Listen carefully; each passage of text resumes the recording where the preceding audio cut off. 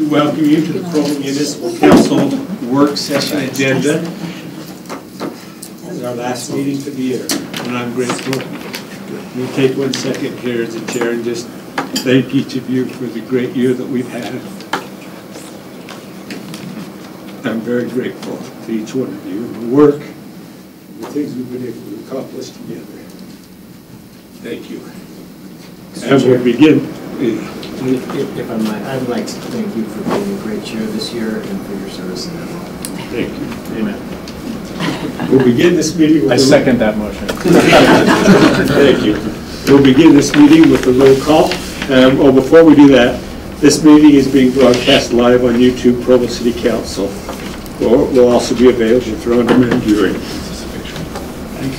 Please be aware that the microphones in the room pick up the noise of paper and other rustling objects. Further be aware that microphones can pick up side conversations.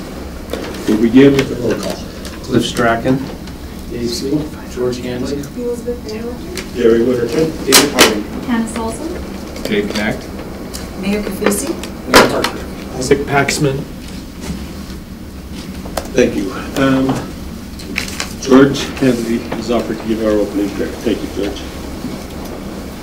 Our dear Heavenly Father, we're grateful to be gathered here together as City Council and staff and administration. We're grateful for the opportunity that we have to serve this community. We're grateful for the wonderful privilege it is to be part of a free society.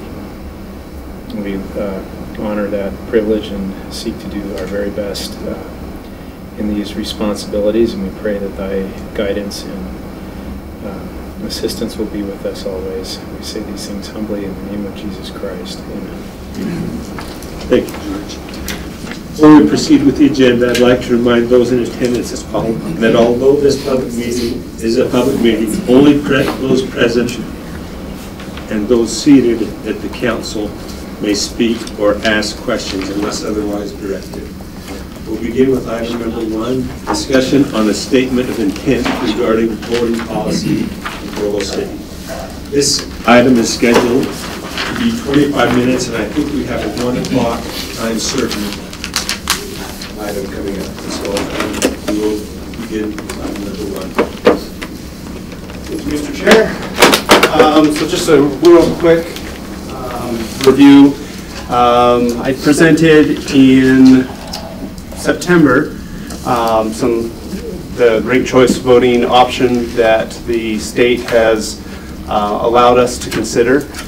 And at that time, I believe the request was to take a month to look over it and bring it back. We're a little bit later than a month, and I think that was due in part to the efforts that we were putting into the bond election at that time. And I feel that part of the thought process was by the time that the bond had been approved, and there wasn't much time to engage with the public before the end of the year deadline that the state gave us to decide whether we were in or out.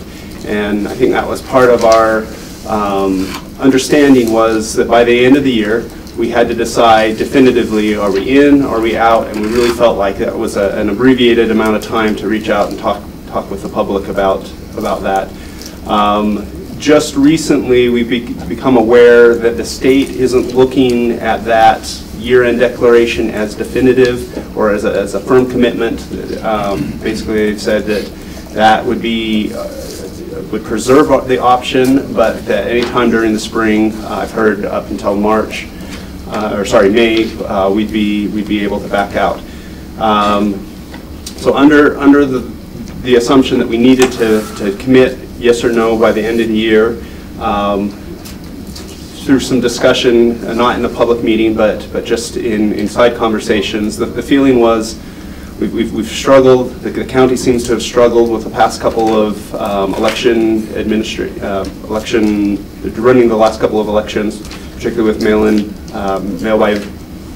vote by mail, and then without the time to really engage with the public. The general feeling seemed to be that now was not 2019. Wasn't the right time to engage with this.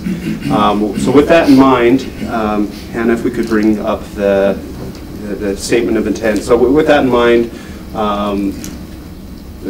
a draft intent statement was written, was passed around a bit to get additional ideas. Received quite a few different comments, some feedback. All of those were incorporated into the statement of intent. So just wanted to walk through that. We've got less than 20 minutes to discuss this. And anything, thank you. Anything else you want to discuss on this item? Just wanted to read through it. So this is a statement of intent regarding ranked choice voting, and the draft language is, we, the Municipal Council of Provo City, declare our intent to explore the use of ranked choice voting for the 2021 municipal elections. Earlier this year, the Utah Legislature authorized municipalities to use RCV in upcoming nonpartisan municipal elections. We are interested in the possible benefits of RCV, including shorter, less expensive, and more civil campaigns, more reflective and representative results, and less expensive elections. We are also wary of the possible negative impacts. After preliminary study and discussions, referring to our September discussions, we have, and this discussion here, and again, this is a proposed intent statement, we have decided there is insufficient time to properly engage with the public on the question of RCV before the state-imposed decision deadline before the 2019 elections. Furthermore, since the county is still learning how to effectively administer vote-by-mail elections, we feel that now is not the best time to introduce an additional change. We look forward to engaging with the voters of Provo to explore whether ranked choice voting will be a good fit for the 2021 municipal elections. So obviously this is not a statement of intent to use RCV in 2021. This is just an explanation to the residents, and perhaps you've heard from some of them as I have, of their interest in ranked choice voting. This is an explanation that we're choosing not to pursue it for 2019, and we're signaling our intent that we believe that we intend to take up this discussion more in the coming years and make a decision for the 2021. That's what the statement of intent was drafted to do, and really that's all I had to present. So if nothing else, I'm looking for a vote on this statement of intent. Go ahead, George. Question. I mean, because it's non-binding to decide to express our intent to explore this for 2019, I still don't quite understand why we're not willing to have that conversation over the next few months, as opposed to putting it off for 2 years. I don't know. It just seems to me there are a lot of questions we need to get answered to make sure that it's what the public wants. We need to make sure that it's what we want, and we need to sort out publicly, I think, what the pros and cons are a little bit more. And I think in the ensuing months we'd probably find out what, if any, what kinds of flexibility there might be with using this for a primary and whatnot. I mean, it just seems we would always have the option of saying we're not ready to do this in 2019, so let's go forward with 2021. But I feel a little bit concerned that the public hasn't had the opportunity to explore this with us fully. And I know we're not saying no to it definitively, but we are putting it off for a good long time. And we have the option of, if things line up, if our questions get answered, if the county can give us the reassurances we need, then we could go forward with it as soon as 2019. That still would be my preference. I mean, I understand the time constraints that we're under are not ideal, but because there's that caveat there that we can always decide it's not the right time. I think it would be good for the public to see that we're doing this in a very public and open way, and engage. We're sorting out the issues, and we're looking at the specific contingencies, and I think that would be more satisfying to the public. Go ahead, Dave. Okay. Well, first of all, I'd like to echo that same sentiment. I can support this, but I think it would be even better if there's support to declare our interest. I mean, I think we have about 4 months that we could have a good public discussion about this, do an open city hall topic and that, and then if the support doesn't materialize, we wouldn't have to move ahead for the 2019 elections. So I just wanted to express a few of the reasons why I think this is important. And I'd like to read a couple of excerpts from some recent newspaper articles. One's in the Wall Street Journal, just lamenting the extreme partisanship that has come to characterize our national political environment. Now, thanks in large part to what's happened at both ends of the ideological spectrum, partisans loathe and mistrust one another. We see that, especially on the national scene. And this is a recent Herald article titled, "Fed Up Americans Crave Unity Amid Violence." And I'm just going to excerpt a few parts of this. She flipped through television channels and radio stations, scanning from conservative to liberal media, searching for any sign that the polarized nation had finally reached its tipping point. Farther on, political scientists and ordinary citizens observed again that rabid partisanship had devolved to the point of acts of extreme violent extremism. Many wonder whether this latest spasm might be the moment that the nation collectively considers how poisonous the political culture has become and decides to turn the other way. A little farther in. The volatile tribalism now so ingrained in American life will eventually right itself, says Rob Willer, a sociology professor at Stanford, but not until the public decides it's had enough and stops rewarding politicians who use incendiary language and demonize the other side. While a majority of Americans are fed up with the extremity of our political divisions, it does feel like we're stuck here. Skipping again, animosity between parties has been growing for decades now, to the point that studies show that Republicans and Democrats don't want to date one another, don't want their children to marry one another, and don't want to live in the same neighborhoods at a rate unprecedented in modern America. At the same time, politicians began using increasingly apocalyptic language. Willer says those two forces, the splintering of society along party lines and the ascent of vitriolic campaigning, merged to create a breeding ground for violence. And farther down, he describes it as a cold civil war where people consider those who disagree with them to be bad, un-American, and their enemy. Moderates are becoming increasingly rare in Washington, D.C. And the last statement that I wanted to quote from here, Willard, the Stanford sociologist, says the absence of political leaders brave enough to try to steer the country onto a better path means it will be left up to the voters to break the cycle. What really appeals to me about ranked choice voting is this situation where a candidate just trains all their firepower and their mudslinging on the front runner and doesn't worry about what anybody else thinks. That doesn't work with ranked choice voting if there's more than two candidates in the race.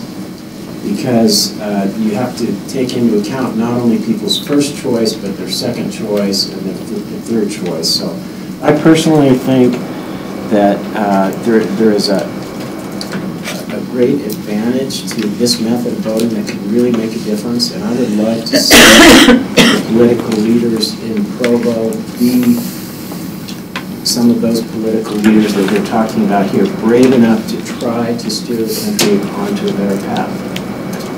If not in Provo, then where? And if not us, then who?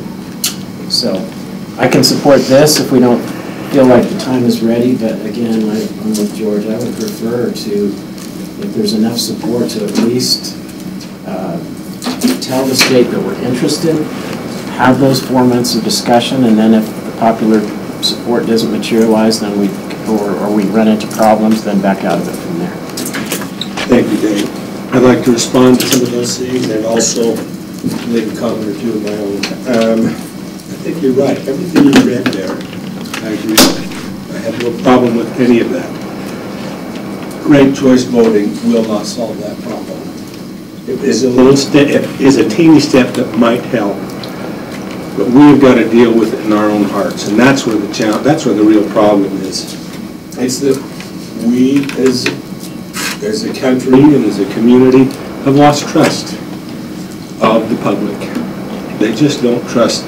When I go to they don't we switched some things around and started to go vote by mail. Well, all of a sudden, instead of knowing who won the election on election night, we're waiting 2 weeks. And that seems, oh, do I trust this system? It seems unusual. It's not what I'm used to.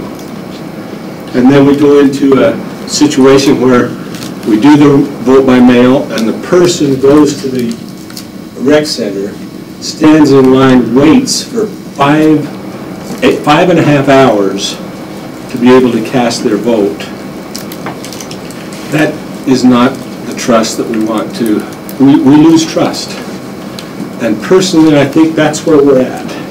We are in a position of lack of trust from the community. And I think what I would like to do, I believe in this. This is something I believe in, but I don't know that our community has enough trust in the system which was set forth 200 years ago to say this is the way it's going to be. I believe in change. Please recognize that I'm a person that thinks that nothing stays the same. We always change. But I think we need to develop, I would like to see this in 2021, because in 2019, I feel, my feeling is that people don't trust us enough right now. Trust us, trust the system, trust because of standing in line for 5.5 hours. I would like to give them a chance to see, you know what, voting is really, it's so critical. It's a right, it's a privilege. I would like to have that discussion and inform the public. I just don't think 4 months is enough time to do that. I'll just respond to that briefly. I agree that this isn't the silver bullet, but I do think that precisely for the reasons you mentioned, I'm afraid if we just table this for 2 years, that only makes the distrust go up rather than down. Because I think there's enough interest in this from the public. It's a real wonderful opportunity to do an education about it. And again, if we get to the end and we don't feel like we've had enough time, we don't feel like we have enough information, I think we're in perfectly comfortable and a more justifiable position at that point to say we're going to wait. But I think right now it looks premature, and I'm afraid that it will look like a squelching of the public's voice on this. That's my concern. And that, I understand that concern. I just don't think the public's voice, to me, what I hear is fix the elections. Give me the opportunity to vote so I don't have to stand in line for 5.5 hours. So that I don't have to, okay, now I can do it by mail. Give me confidence that my vote is legitimate, that it's real. And I would like to develop that trust. I feel like I'm turning to the public right now, to the public and saying, trust me, I got a better deal. And I just don't think 4 months is enough time to do that. Even to convince, I don't think we should wait 2 years to have this discussion, personally. I think we should continue on this discussion, but give us a chance. And Mayor, this is something I hope you're thinking about. I want to turn to you because this is not what I understand. We welcome Kay Van Buren, who's been at a wedding. Okay, thanks for being here. There's some legal questions around whether the election is, what is the policies versus the administrate, who actually does it? The recorder is under the administration. Where does the responsibility lie? And Mayor, I think a lot of it lies with you, most of it lies with the administration. And I would like your input regarding this and your feelings around it. I've expressed mine. Thank you. Thank you. I am too, as you know, a forward thinker and have seen the pros and cons of both. It's interesting. When we first had your first presentation, I don't know if you were all in on it, but I got flooded with pros and cons. This is what's going on here, it's worked great, this is what's going on here, it's in a lawsuit, a lot of, I actually thought, let me tally up, and it was pretty even, the pros and cons. My concern is, and this is why I'm not in favor of it for enacting it immediately, is, like Gary said, the reflection of our last election is a telltale. Even with our vote by mail, doing it our second year in a row, do any of you know how many votes were walked in and handed in? I'll let you. Okay, so Over half. over half were still hand-walked in and delivered because people were still confused about the mailing-in ballot system. My concern is there is a group that's real vocal about it, but I don't feel like that's the majority of the city. I think that's the minority. I was thinking back to my election, actually, and as you all know, 11 people filed to run. 11 people had to speak at every debate. Those debates went on forever. You had 2 minutes, and you probably got your name out and maybe one thing. It was a nightmare. I can't even imagine that going all the way to the finish line. You say the money situation, I 100% disagree. Doesn't matter, this isn't strong enough language to say you are only allowed to spend X amount of dollars on your campaign. It encourages you. Let me just tell you, please take time to study this. Look at the turned in money forms from John Curtis and Steve Clark's race. We're over $100,000. And they came out in November. This doesn't have enough teeth in it to say nobody can come out. People are going to come out and announce their elections whenever they feel like it's to their benefit. They're still going to spend money, but now you're going to have 11 people or 12 people with all their signs all over the city, clear until this first Tuesday in November, which I'm just not a fan of. I hated seeing my own signs. I thought of ways to drive home from work where I wouldn't have to see my own face. I was so tired of it. I can't imagine if everybody that files to run gets to have that chance all the way up until the election.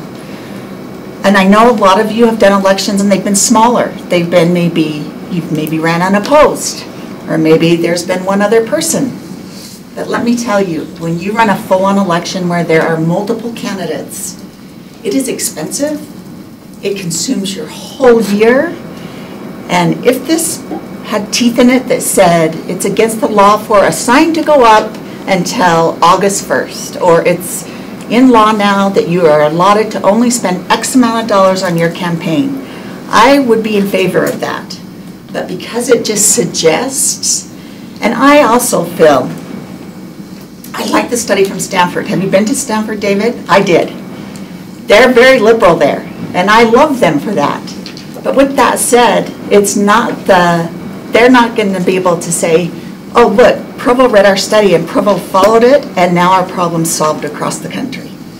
I wish it were that simple, but that's not the way it works. I know you all had to run for elections. Elections, we all know, that are not fun. They're ugly. I don't think there's a person in this room that has an ugly election as mine. And I'm telling you, I feel like the citizens aren't ready to take on another set of rules, how to vote. I mean, even the presentation when Dave was going through it with the brownies, was it the brownie choices?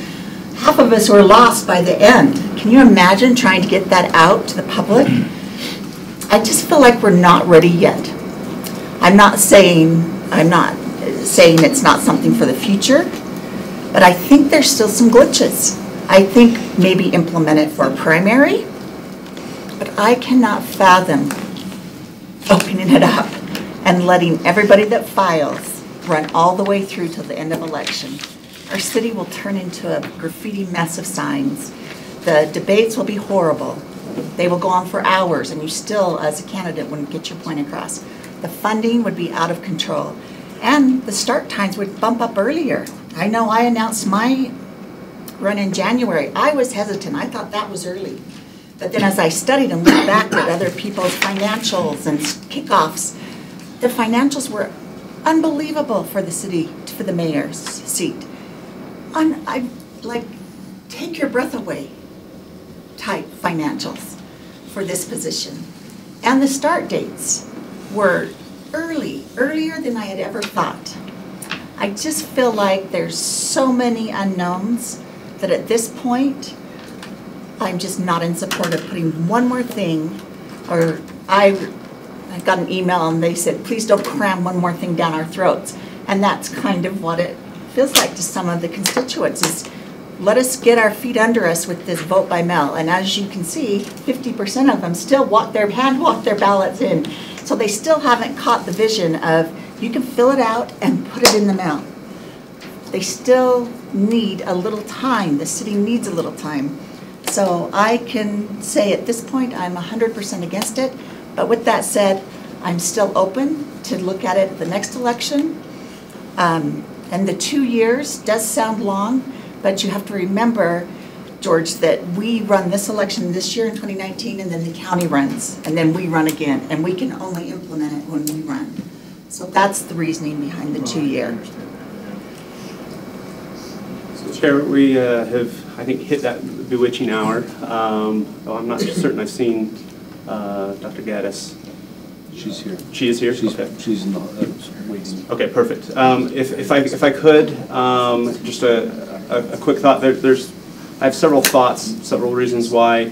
I'm supportive of having that public discussion, not cramming it down people's throats, but having it as an item of discussion through the spring. Just one. No, I won't even mention that. So what I would see going forward, or right now, a path forward would be if there was a motion, maybe as a request of the council to the mayor that she submit, a letter of intent to the state, which would preserve the option of doing it in 2020. There is 2019. Thank you. 2019. There is ambiguity or whatever, but I think if it was a request by the council and then left in the hands of the administration, I think that would be probably the preferred way of going about that. And then if that motion were to fail, then we could have a motion to adopt the statement of intent that's on the board. Okay, then we will call, are there any motions that anyone would like? Are we going to have a chance to talk? Yes, if you'd like to talk. David, I think he raised his hand. We've got just a couple minutes. Go ahead, David. I apologize for taking so long. Thank you. You should have cut me off. You should have given me the signal. No, I appreciate the passion, and I think this is important for you. You are in charge of elections. The administration is, I think, so. Thank you. Okay, so I'll try to make it really short. I've had lots of discussion with council members about this. Happened to run into Judy Kelchner, Sister Carol Walker, who are very savvy about politics. And I brought up the question, what do you think of ranked choice voting, that we would embrace that or start using that? And they were like, what? This is the first we've heard of it. What do you? They were not in favor of it, and they hadn't heard anything about it. So I'm just concerned that those people that are really in tune with our political system have not been made aware that there has been no upfront political discussion or public discussion. And therefore, if you want to talk about public trust, you should make this monumental decisions and statements after you talk to the public and not explain to them afterwards why you think it was a good idea. I also told Dave that I would be interested in, as a council, doing a resolution that we could send up to the state legislature and say, you know, we would like you to change the option. You didn't give us the option to have a primary where the primary would use ranked choice voting, and then we would get it down to 2 people so we could have some meaningful discussion. And last thing I'll say is the civility factor, you cannot legislate that, and it's not just the candidates. When we had the worst campaign in the history of Provo where they did a Stop Cindy movement, that was I don't even want to say who did it because I think they've learned their lesson, but it was an outside group that spent lots of money to try to throw that election, and it was way over the top what they did, and it was neither of the candidates. So, thank you for that. I do remember one thing that I wanted to mention, because the mayor talked about it, about possibly ranked choice voting for the primary, and you brought it up. One thing that I've been told is the state legislature, they've got an open bill. They are looking to make tweaks to this law already, and obviously anyone can lobby the state. Anyone, the council could do something together. But what I've heard is the cities that have said we're in for 2019. The state's going to actively work with those cities and say, what can we do? How can we make it work as well as we can for you? And so, perhaps we could keep our option open. Ask the state, can we implement this for our primary? And if it turns out that we can't, then we say, okay, well, and pull out at that point. And that's exactly the reason I don't think we're ready. The state who is pushing this is not even ready. And for us to go to the public within 4 months and say, you guys, well, we don't know that it's going to exactly happen. I just, personally, I can't do it. I think we're making assumptions that we haven't explored yet, though. I think everything I'm hearing is not persuading me that it's not worth having the conversation. I'm sorry. Oh, the conversation, I'm in favor. Well, but we're not going to have it if we don't pass this resolution. We're going to delay it for a long time. I do feel we'll be 4 months ahead. If we were to preserve our option, talk about it for 4 months, pull out, I think we'll be 4 months ahead of that conversation for the 2021 election. George? David and I had lunch with Stan Lockhart, and I told him that time I'd probably be supportive, and I've changed my mind completely. I analyzed my own election when I was elected mayor. In the primary, there were 12 candidates, so that's kind of like you would probably find in ranked choice voting. Particularly when you don't have an incumbent in the office. It's much more open than if you have a sitting mayor running. In the primary, I won 36% of the vote, and Sherry Howick won 22%. So between us, we won 58%. But certainly, if that had been the election, I wouldn't have had any kind of a mandate to do anything, particularly because only 36% of the people had agreed with what I stood for. And they had very little idea what I stood for because there's so many of us. It's just really difficult when you have that many people to get a sense of what each candidate stands for. Now in the general election, I went through the literature. They understood completely where Sherry stood and where I stood. Because there were 2 of us, we had plenty of time, and we were covered well by the press and debates. And so I just can't even imagine having been elected with 36% of the vote and feeling like I had any kind of mandate to do anything. I think it's a poor way to do an election. I've come to that conclusion.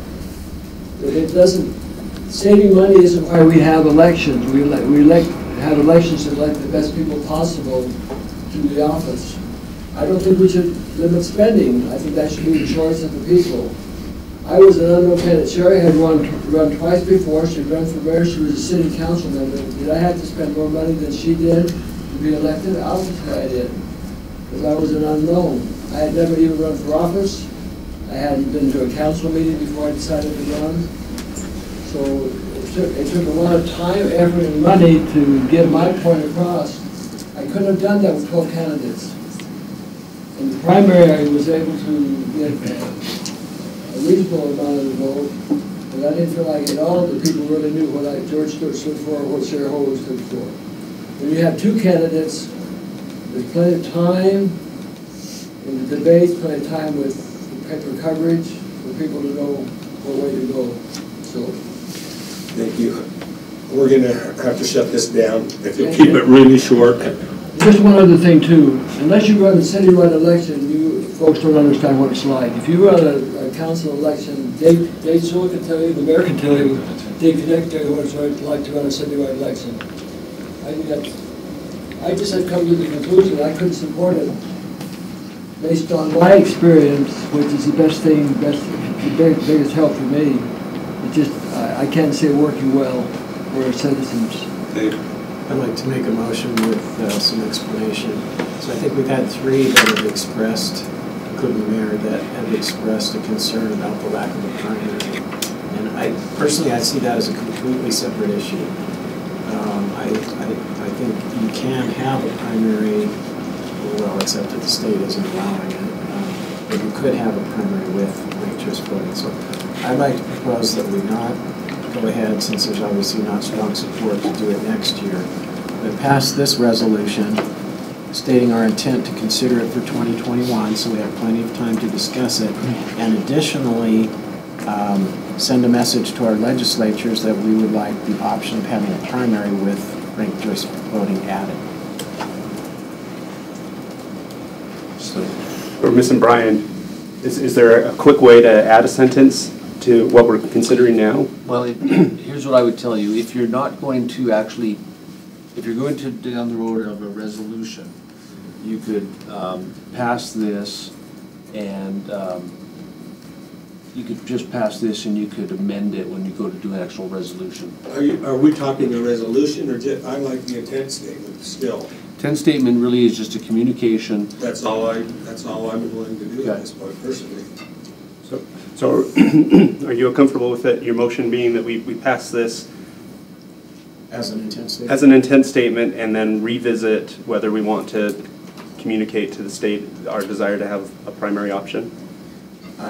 Well, I was going to include that in the motion. I think it's pretty clear we have at least 3, and that would like to have that option. So My suggestion is pass the resolution as the statement of intent as it's written, and direct staff to send a letter to the legislature asking them to consider allowing a primary option. Is this enough of a statement to get the state to engage with us?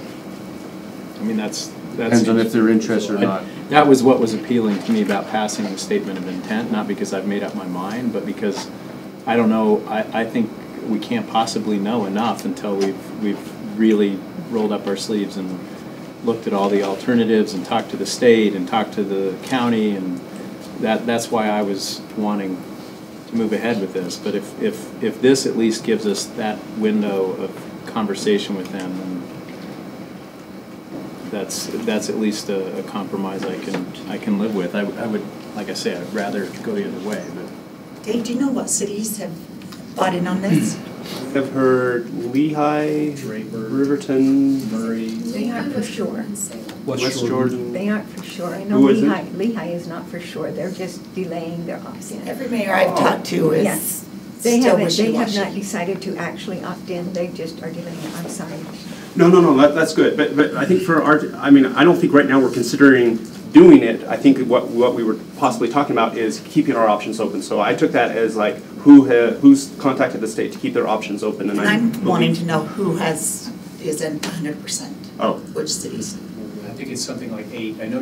I thought I read the list just this morning. I thought, isn't it in your statement, actually, Anna? Didn't you guys list which states that are cities that already opted in? But all of those still have the option to back out They're not after. necessarily opting in, they're just planning They're to declaring their declare their intent, but it is non-binding. So Yeah. that doesn't mean they're committing to using it, it just means they're leaving the door open for next year. And that's all we're considering here. That's all we were considering. So my motion would be, the way Mr. Strachan stated it, to pass the intent statement and have staff send a letter to our legislators indicating our interest in adding that option to have a primary. Could I respectfully request that maybe we just put that second question to discuss and make sure that before we pass it along, just Okay. because I think we'll be discussing it anyway. I think you can pass this as a thing, as it is. I'll remind the council that on Thursday, January 10th, you're having breakfast with some of the local legislators, and we certainly can bring this up as an issue to discuss. And I think it behooves the council, if we really believe this, is to not let it die in 2 years. If this is something we really believe in, it's up to us to bring it forward and continue the discussion. You know, that's where the issue will lie. I don't think this is a one-time chance. I don't either. I'll second the motion. Hey, give me that motion again. At this point, it's just to pass this intent statement. I still second it. Okay, any other discussion on this intent statement? Okay, call for a vote. Those in favor? Those opposed? Say that opposed. Okay, I hope I understood what I voted for. Because I just voted to talk. I just voted to talk. But that's what I voted for. And I don't think a no vote was to not talk it. And I agree with that. Okay, but that passed with those in favor were Mr. Harding, Mr. Sewell, Mr. Handley, Mr. Winterton, those against, Mr. Van Buren, Mr. Stewart, and Mr. Connect.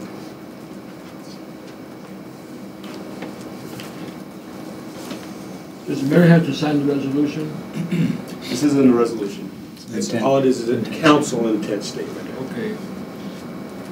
Isn't considered, and that's not considered a resolution? No, in the past, when we've had intent statements like this, we've typically just issued a press release or we put it out on the city's social media. It becomes a response that this is council's intent going forward. When you put those out on social media, does the vote go with it? Does the what? No, not typically. Okay, we'll move on to item number 2.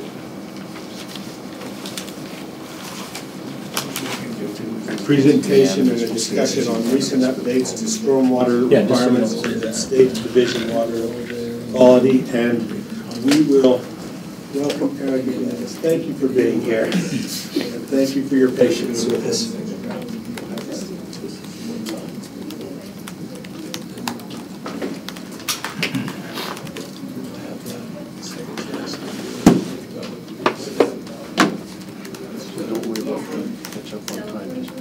Okay, great, very good.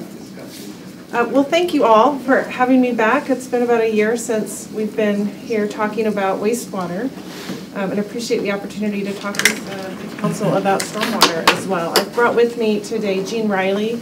Jean manages our stormwater section.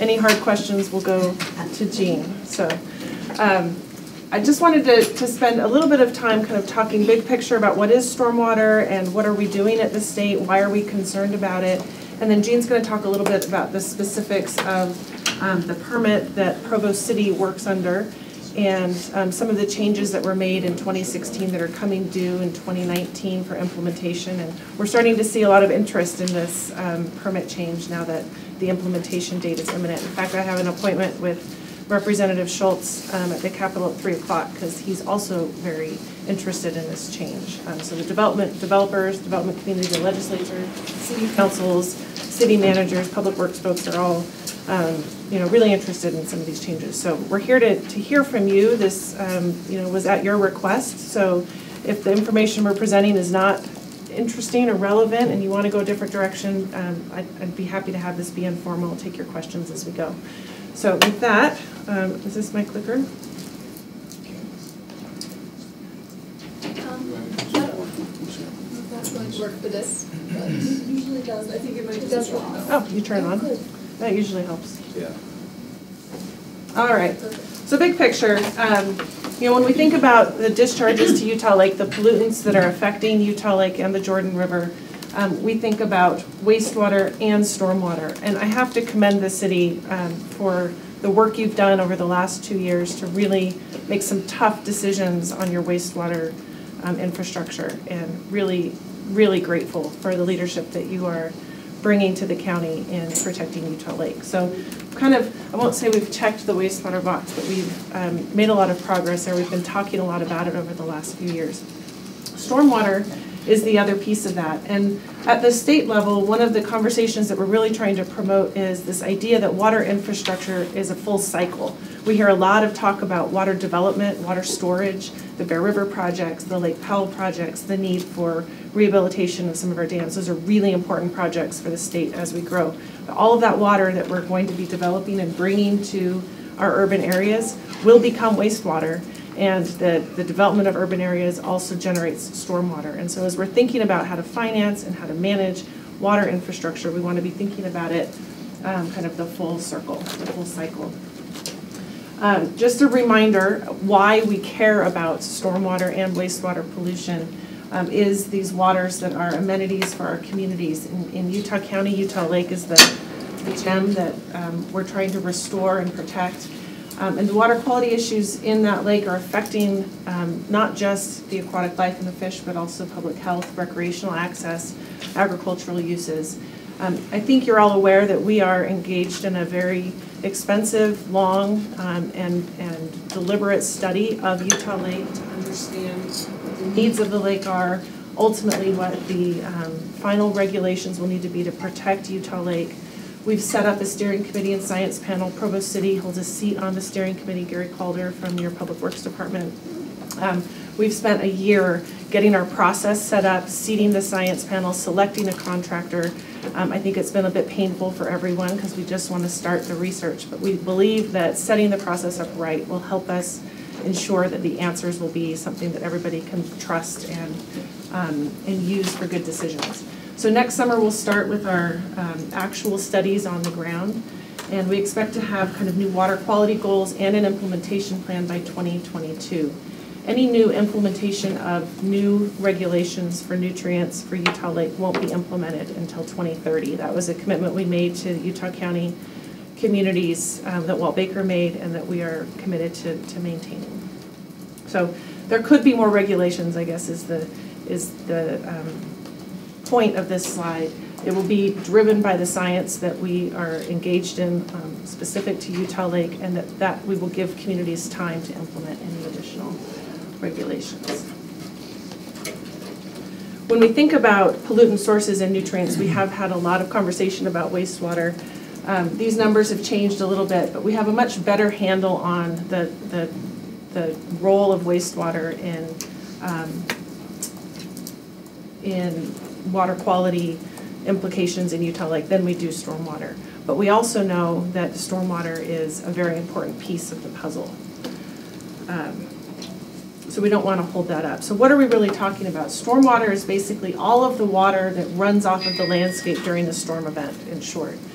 These two diagrams really, there's a pre-development and a post-development diagram, and there's some key messages I want you to take from this. In the pre-development, so this is sort of the natural hydrology, we only have about 10% of the water that lands on the landscape run off into rivers and streams. Most of it infiltrates down and recharges our streams. So there is a connection between what's not lost, the water doesn't disappear, the water goes into the shallow aquifers and recharges our streams.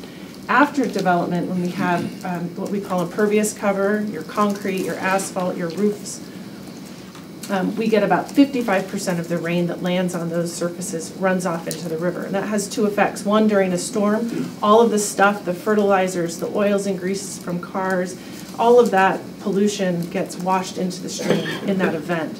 But the other impact is that you have less infiltration into the shallow aquifer, which means in the late summer, you have less water that can feed your rivers. You start to see those low flows. And so some of the things that Jean's going to talk about really try to address both of those issues. They address the issue of the pollutant runoff, but also trying to get more infiltration into that shallow aquifer so that we can maintain flows in our streams in the late summer. It's important to remember that for the most part, stormwater is generally discharged without treatment. So the way that we handle stormwater is through good management of the water at as close to the site level as possible. So it can be small things. I've told this story to a few people. I'm remodeling right now. We're doing some landscape work. And my contractor came in and said, we're pouring a concrete patio. We're adding impervious cover. I said, I'd like you to slope it away from my house towards my lawn with a little gravel bar so that we can infiltrate the water. And they said, no, we're going to slope it towards your driveway so it goes out into the river. I said, no, I really would like you to do it this way. So a lot of it's just thinking about how we manage water on our own properties, and then for cities, how you're managing that water, and the goal being to try and maintain and infiltrate as much as you can on site. The reason that we're really focused on stormwater right now along the Wasatch Front is we see huge growth. And it is much more cost-effective to address stormwater issues as you are building and as you are growing than trying to retrofit existing communities and existing infrastructure. And so you all know this, you've seen this slide, you know the growth story here. It's affecting your communities in both good and challenging ways. But the way that looks in terms of the Utah Lake watershed, the red there, the urban or developed areas based on a 2010 land use map. And then you can see the green in agriculture and some of the orange. This is, I'll kind of go toggle between these. This is the projected for 2050. So you can see how much more impervious cover we are going to be adding over the next 40 years. We have an opportunity now to manage that growth. So we're struggling with affordable housing. Yep. And the cost, yep. the impacts. And people say, boy, you're killing us with property tax, utilities going up, partly because of the cost of water and waste and all that. Absolutely. So in some places they say that the development will eventually be limited, whether it's Vegas or somewhere, by the amount of available water. However, let's say you have sufficient water. Eventually what may kill you is the cost of dealing with the water after you use it and the stormwater. Here we have these huge new mandates to do something about this, and well, we'll share with. I'm not sure how we're going to pay for it. Well, and I'm not sure that they're as expensive as maybe people think. So let's get to that. If you give me a moment. Okay. But I hear you. I mean, this is the concern. And let me just say before we get into the details of this new permit requirement that we're hearing input from many different places, and to a large extent what we're seeing is really a tension between developers and cities. And we're a little bit not in the middle, but we're kind of in the role of trying to address both the concern of the developers, which is reduced costs, and consistency across the state. They get frustrated that cities are implementing our requirements differently across the state, and it's hard for them to manage. And then cities obviously having equal cost concerns for affordable housing, and there are some new elements to these requirements that may change the way that cities manage their programs and your infrastructure. And so those are real concerns that we want to make sure that we address. So I'm going to turn some time over to Jean. Let me just say that in terms of timelines, this permit, that you all understand that you have a permit with the state, but you're responsible for implementing stormwater management in your city. That permit was signed in 2016 with an implementation date for some of these new things that Jean's going to talk about of 2019. I have reopened that permit to move that implementation date back to September 2019 to give time for this discussion. We're finding that as we get closer to that implementation date, there's more and more interest. So, Jean, why don't you take some time to kind of explain the overall permitting process and the changes that cities are seeing now. And then I want to leave enough time for discussion so we make sure we hear your concerns, that we're able to address those that we can, and then take the others back. And we may have to visit you again with some answers. So. Did I have enough of those for everyone? I brought 13. I don't know how many of you there are, but did everyone get a handout? I have one more. We didn't get one up in. Thank you. 13. One more. Does somebody not get one?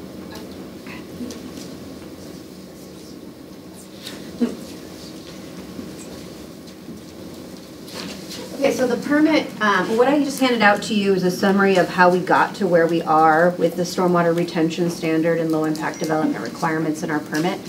So you can read that at your leisure. The last page of the handout has the previous permit language and the new permit language that goes into effect on September 1st, 2019. So I guess I'll start by describing, where Provo fits in the stormwater permitting arena. Provo City holds a municipal separate storm sewer permit, an MS4 is what we call that. We have 96 MS4 permittees in the state. They're mainly centered along the Wasatch Front, Cache County to Utah County, and then we have 4 down in Washington County. So this permit regulates the discharge from municipalities of all their stormwater and goes about it kind of in a multidisciplinary fashion where there are 6 minimum control measures that seek to manage stormwater from everything from public education and outreach to the way that you discharge stormwater from your municipal operations and your municipal-owned facilities. Construction sites is what most people are familiar with, the SWIP requirements. And then what we're going to talk about today, which is long-term stormwater management.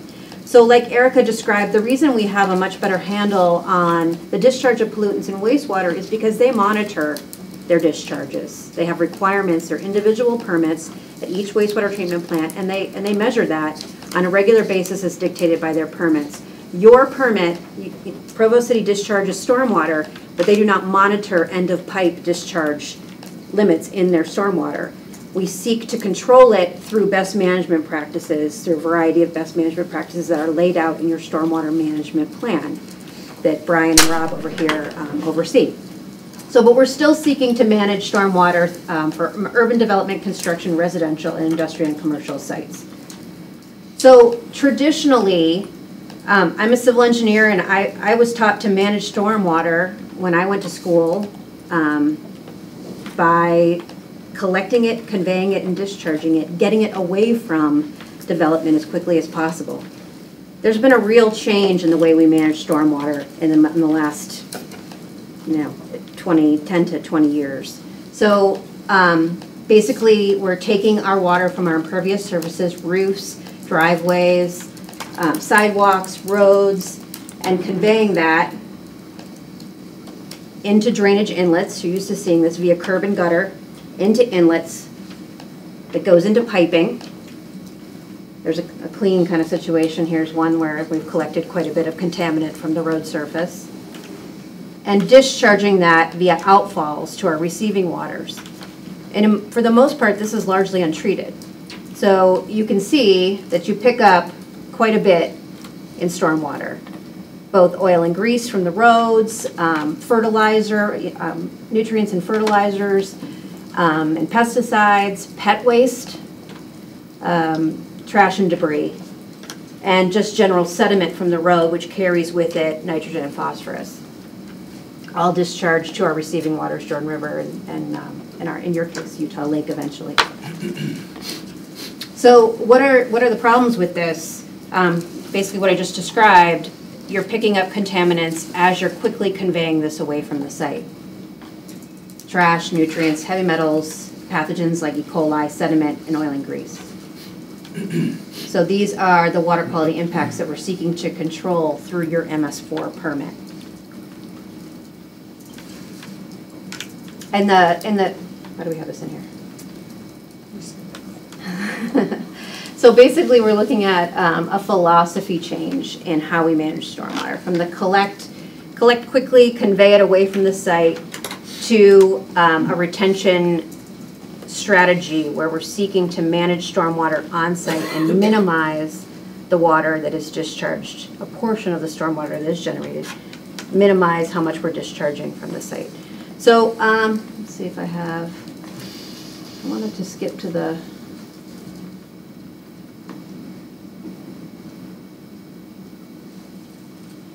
okay, so this example of this photo is, this little schematic here is just showing some of the ways that you can do that. And what we're asking cities to do is to manage a portion of their stormwater discharge on site through methods that we are termed low impact development or green infrastructure practices. So these are basically seeking to minimize the way that stormwater is managed in a natural situation before development had occurred. So in this little schematic, some of the examples of this are narrower roads, utilizing the center of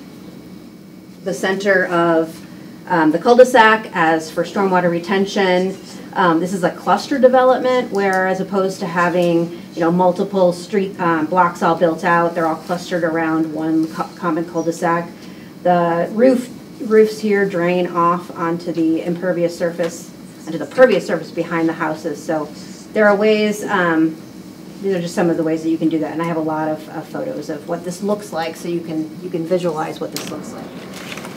So low impact development. These are methods that seek to infiltrate, evapotranspire, or harvest and use water at the source of where it's generated. So there are ways that you can do that through BMPs, and also methods you can do in site planning to try to minimize the impervious surface that generates the stormwater to begin with.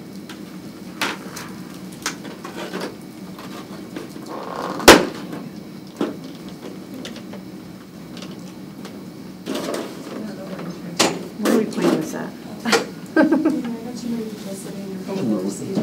Oh.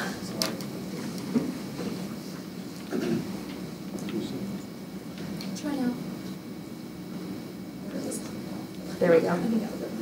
Okay, here's a slide on the permit requirements. So there are two, this permit was set to renew in 2016. And we had a group, a stakeholder group that got together to talk about renewing this permit. It turned out it wasn't enough. We didn't engage every stakeholder that we needed to. So we ended up issuing the permit with a date, and I'm trying to remember the initial date that we had in there. I'm drawing a blank, but we reconvened a stakeholder group and ended up pushing the date for the implementation of these provisions back to September of 2016. Wait, I'm getting my time frame wrong. We've pushed the date twice, I should say that. So right now we're at March 1st, 2019. And we've just reopened the permit to push it back to September 1st, 2019. So the two requirements are for, one is for retention of the 90th percentile storm event. And I think your handout describes what that is. It's basically the majority of the small storms that fall in Utah. So it's the majority of the volume of runoff that you're going to have in a given area, but mostly small storms. So your handout discusses a little bit about what is the 90th percentile and how we calculate that. It's on page 2 of your handout. And then the way we want our MS4s to get there is through the use of low impact development. So we basically had a change in the permit language. The back page of your handout has the previous permit language, which so the major change is from seeking to mimic pre-development conditions to an actual calculated volume of retention. And I can answer questions on that because that's kind of confusing, but. I have a question on the previous part. Yeah. How is it that, it says in your document here that the permit could include a specific numeric standard at 85, 90, or 95th percentile. Why did the state pick 90 as opposed to 85? So we looked at what other states were doing in the area. We were trying to get, the idea behind calculating a percentile depth was that we wanted to take into account variations across the state.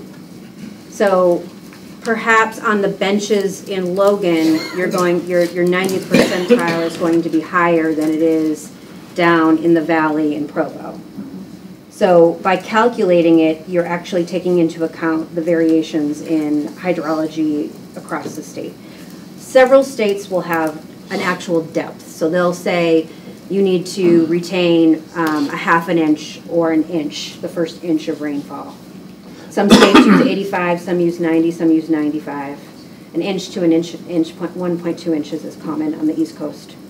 But if you're talking variability within the state, wouldn't it be more important to get the difference in the variability in the hydrography between, say, the benches and down by the lakes themselves? Exactly. And allow a difference in those areas? Right, so instead of saying we want you to retain the first half inch of rainfall everywhere in the state, we allow you to calculate what that is for that particular site. So it might be 0.6 inches on the benches and 0.4 in St. George.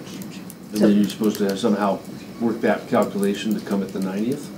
So you plot a historical rainfall, 24-hour rainfall events.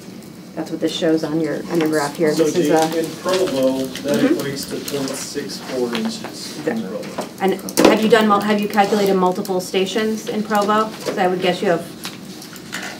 That's just looking at the BYU station. Okay. So you might have a higher and a lower. Yeah. I mean, for example, in our previous master plan, we have 2 rainfall intensity graphs, one for the bench area, which has a higher intensity, which would naturally be a higher volume or depth of rainfall, whereas exactly what Gene's saying. So the 90th percentile, depending on where you are, that is a different depth. So we contemplated just picking a number. It's simpler, it's easy to communicate, it's easy to calculate, but it doesn't allow for that. And we do have a lot of variability across the state, so that's why we're trying to do this to account for that. Most along in the Wasatch Front are 0.6 to 0.7 inches. I appreciate this information and all that you're telling me, but I get really, this is my frustration, is that I hear these guys talking about what we are doing in Provo, and you're talking about what is happening in the state, and your requirements are coming from the state based on what is happening in the state. I trust these guys. They know what's happening in Provo. And sometimes I think the regulations that we get from the state are statewide. These guys know Provo. They are. So this is a statewide permit for all permitted MS4s, and they're and the requirements that the state is giving us are they're not looking at Provo and what the realities are. Well, I'll explain kind of how a permit is implemented. So there are statewide requirements, but they are BMP based, best management practice based. So what your stormwater managers do is they go through the permit and they look at the requirements and they have the flexibility to say, this is how we're going to implement that in Provo. Some communities have 4 outfalls, some have 200. But the permit is flexible enough to allow for the management of both of those. Somebody who has 4 outfalls should be inspecting those, I'd say, more than once a year. Somebody with 200, they have the flexibility to manage, to inspect 20% of those every year.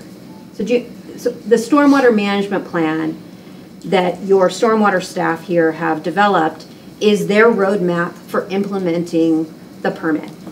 And I appreciate that. I get that. We've just got, in my mind, we've got to learn to work together better, because at some point they feel like their hands are being tied. So that's what we want to understand is, and we had a meeting with these guys last week or 2 weeks ago to try and understand this. I think there was some, we had a good discussion, and I think there's maybe some clarity we need to add to our permit. What's interesting about your comments is what we're hearing from the home builders is you guys need to regulate cities more so that there's more consistency across the state. Stop giving so much flexibility. So we have to, together with the builders, with the cities, and with our goals for improving water quality, come up with a compromise where we allow for enough flexibility to account for the site conditions that are specific to Provo, and we empower your public works folks to implement what makes sense here. And the builders aren't having to deal with such wildly different standards as they go around and build in different parts of even Utah County. And that's where, this is a fine line where we're setting the percentile. That's why we didn't pick 0.5. So that number is going to end up being different in your city than in another city. But everyone wants certainty and flexibility, and you can't have both. That's the So frustration. we've got to find that right balance, and we're open to, that's why we pushed this permit implementation back. If there are some changes we can make to the language to strike that balance better, we are open to that. But I'm headed up to talk to the builders next, and I'll tell you they're going to say the exact opposite. So, yeah. I just wanted to follow up, because I don't know if you saw the email that I forwarded to the council, that I had a correspondence with Alan Matheson. I think you actually responded to his question, because I had posed the questions that Dave Decker had raised last week. I was satisfied that you guys are, first of all, that there is flexibility built in, but the understanding I had after talking with Alan was that you're still trying to convene with the stakeholders, as you're doing right now, and with the home builders later today, I guess, to figure out if this needs a little bit of tweaking and so on. I mean, it's not the done deal. So I sort of feel like the spirit of it is right, and certainly the enhanced ecological understanding that has guided this change in philosophy, I think, makes a lot of sense. I think we just have to figure out how to. I mean, the concerns he had were about the high water table closer to the lake and the foothills and slide areas and so on. But it sounds like you all have there's flexibility the that we can work with. For exemptions from. I don't know if did Dave never responded to the email, so I don't know if he was satisfied with those answers. Well, I don't think the answers are anything new. I just don't think we had the time to dive into the real meat of our concerns. Yeah, there are exemptions, and we understand that and appreciate that. But our concern is the manpower, time, and hassle it's going to be to document and provide satisfactory evidence to the state that we have followed our process to be allowed that exemption. For example, in any one of these facilities, we have to have a maintenance agreement with a private property owner, right, if that ends up on private property. So that's one document we have to make sure is in existence, which, okay, great, that's fine, not a big deal. But then we also have to ensure that they're maintaining it on an annual basis. And so you can see the snowball that starts to occur on the back end of it. The front end, yeah, it's probably not that big of a deal to get the actual exception. It's just the snowball of documentation and enforcement and everything else that goes with that that causes us the most, a good portion of the concern. It's not that But you have the same goals. You have the same goals, right? It's not the idea behind it. We're in favor of this. It's just, it means a lot of different things to us as a municipality, especially in the case where an HOA, which historically doesn't function very well in Provo. Anyway. So these are the things that we're going to have to work through, and the reality is we're going to have to start to figure some of this stuff out. We do have some examples. In fact, Spanish Fork, your neighbor to the south, has been a leader in the state. They've embraced this. They have their own LID manual. They've been doing it for 6 or 8 years. I understand Provo's reservations with the Spanish Fork approach, and we're not telling you you need to do it that way. But there are examples in Utah of people embracing this philosophy and making it work for their communities. So it's going to be a little bit of work for us to figure this out. But at some point, we're going to have to agree on some language and get to work, and then see where the problems are, and trust that we're going to solve those problems as we encounter them. I really want to emphasize that, Gene went through a stakeholder process in 2016.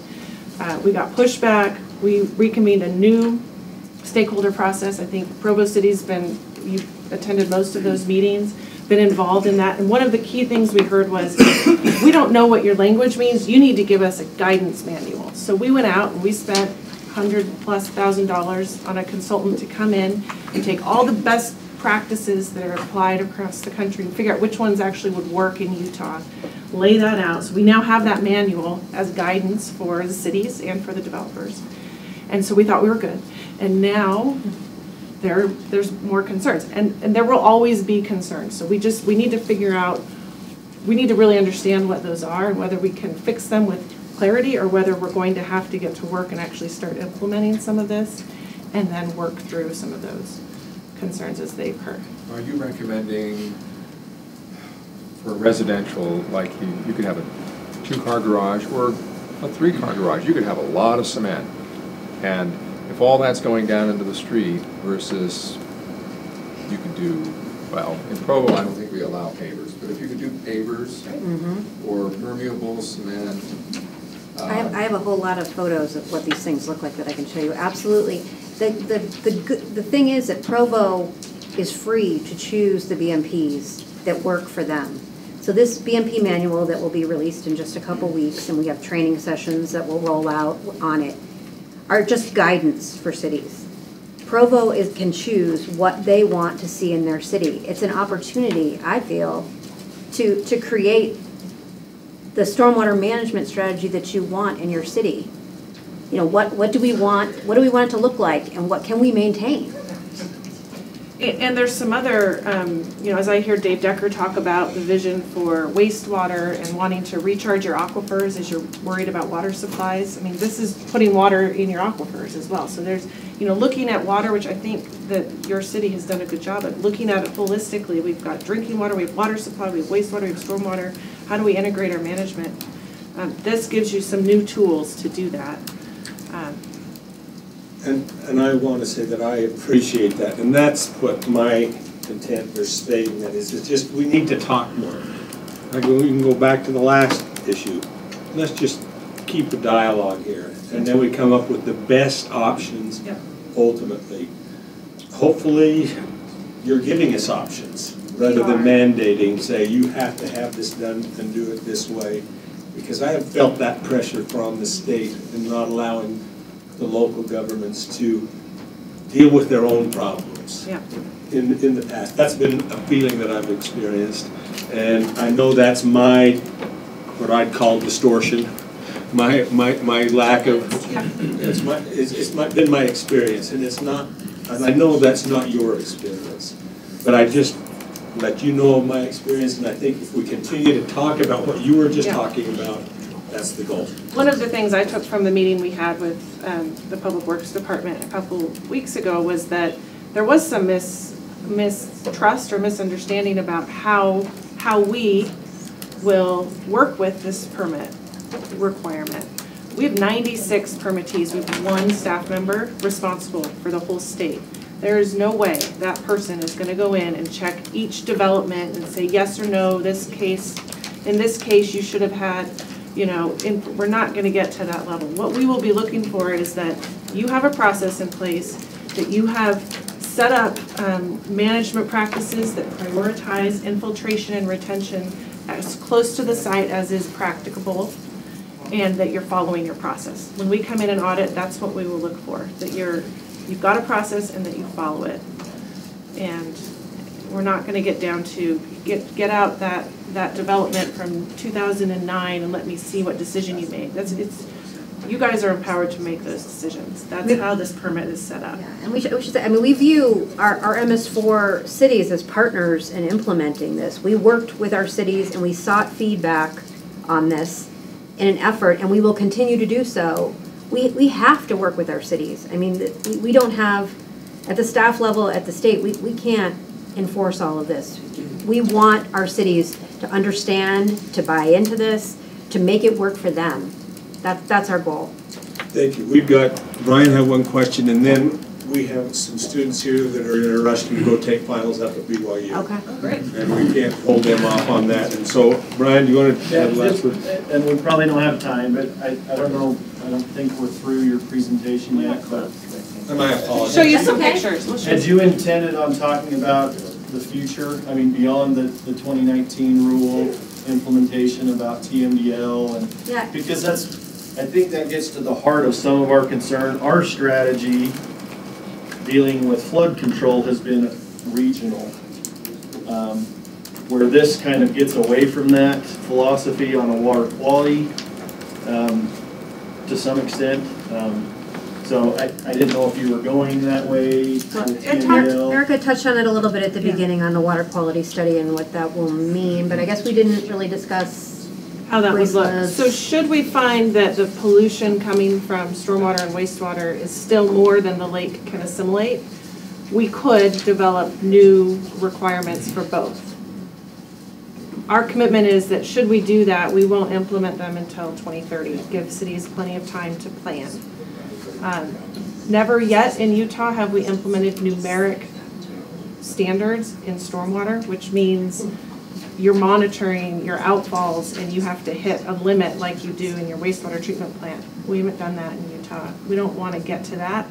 We hope that doing this proactively will help us not have to get to that point. But that could happen. That's happened in other But states. that may be a result of your study, is that we do need to implement a numeric standard. Well, we will need to implement a numeric standard in the lake. How that that will translate to a numeric limit for your wastewater treatment plant. How that translates into your stormwater, there's just too many unknowns for me to tell you that you're going to get a numeric limit. That would be the last resort, if you will. What we would like to do, though, is start thinking about ways to incentivize adoption of these kinds of practices now, especially as you're growing. It is so much more cost effective to do it now than to try and tackle it at the back end later. So if you have thoughts about what incentives might look like, I think we were able to generate some good incentives on the wastewater financing side for your facility. We're out of money now, but perhaps there's some others. And just recognize that we really are facing some very steep opposition to some of this from the building community. And it'll be important for cities to have their voice in that discussion, because there's really this tension between state wanting good water quality, cities wanting maximum flexibility, and builders wanting consistency, certainty. And you have done a marvelous job in bringing us, all the stakeholders together. Thank you. Thank you. I appreciate it. We'll let your students get to their finals. And I would like to invite you back, and so we'll talk about it. I know the way now. I'm enjoying coming down the road. You're right faster. We will move to item number 4, a discussion on a Provo River corridor plan. And we'll turn the time. Are you going to take over? I am. Bill? I'll just introduce it, and then Gina will take it over from there. So every fall semester, Jamie Rowan, who's on our planning commission, is also a professor at BYU. Every fall semester, his class helps us with some planning project. Last fall was the 10th neighborhood plan. This year it's the Provo River corridor plan. So we've been using a steering committee of about 20 residents. It includes 4 neighborhood chairs, and then other residents who live in neighborhoods that abut the river. And then Jamie's class has really taken the lead on this early draft of the plan. So they would just like to present what we've got so far, and then staff will continue to work on this through the next semester. Okay. My name is Dino Lauricella. I'm a student at BYU. I'm here to propose the River Corridor Plan for Provo. So city planners have identified in Provo a need to change the way that the city interacts with Provo River. So unlike cities like San Antonio or Idaho Falls, where they really implement the river into the city in a way that's beneficial for the commercial aspect, for the recreational aspect, developments in Provo kind of turn their back on the river. That creates a blind spot, safety hazards, and ultimately just fails to capitalize on what could be a really useful amenity to the city. And so as a result of that, oh, I have the clicker. And the power. And the power. Ooh, that's good. We've created the River Provo Corridor Plan. So the plan is a long-term plan covering development in the maybe next 50 years. So it has more general guidelines than specific details. In addition, in terms of area, it covers all of the river within the boundaries of City of Provo. So basically from the mouth of the canyon to the beginning of the Provo River Delta. In creating this plan, city planners gathered a group of BYU students, faculty, representatives from other departments such as Park and Rec, and a planning steering committee that met every 2 weeks. And as Bill was saying, that committee was comprised of residents from neighborhoods along the Provo River whose input shaped a lot of what was and was not included in the plan. So within this large area, within the entire section of the river within Provo, some of the guidelines that will be implemented are just that instead of facing away from the river, developments face the river. And that involves things such as where's parking situated? Our main entrance is facing the river. How do they incorporate the river trail into their design? Lighting, appropriate foliage, and other such guidelines. In addition, any developments that change the way that the bank of the river is will be more of a restorative project from what is those steep berms that they have currently that block both access to the river and make it so you can't see it. Instead, they'll have those graded out so that it flows more naturally, where its curves and the water is slowed down, is better helpful for the natural ecosystem than what we currently have in place. In addition, the plan identifies a couple of areas where we feel there is really a lot of potential for a thriving community that is centered on the river. For instance, this is what is called the Riverwalk 1 section. It's from basically State Street to 2230 North. You can see right here in this lower corner, this is where Macy's is right now, just to give you an idea of the area. And so we have, in these dark blue areas, we're thinking could be a mixed use with a commercial base, so that it's primarily commercial. And in the red areas is mixed use with more of a residential base.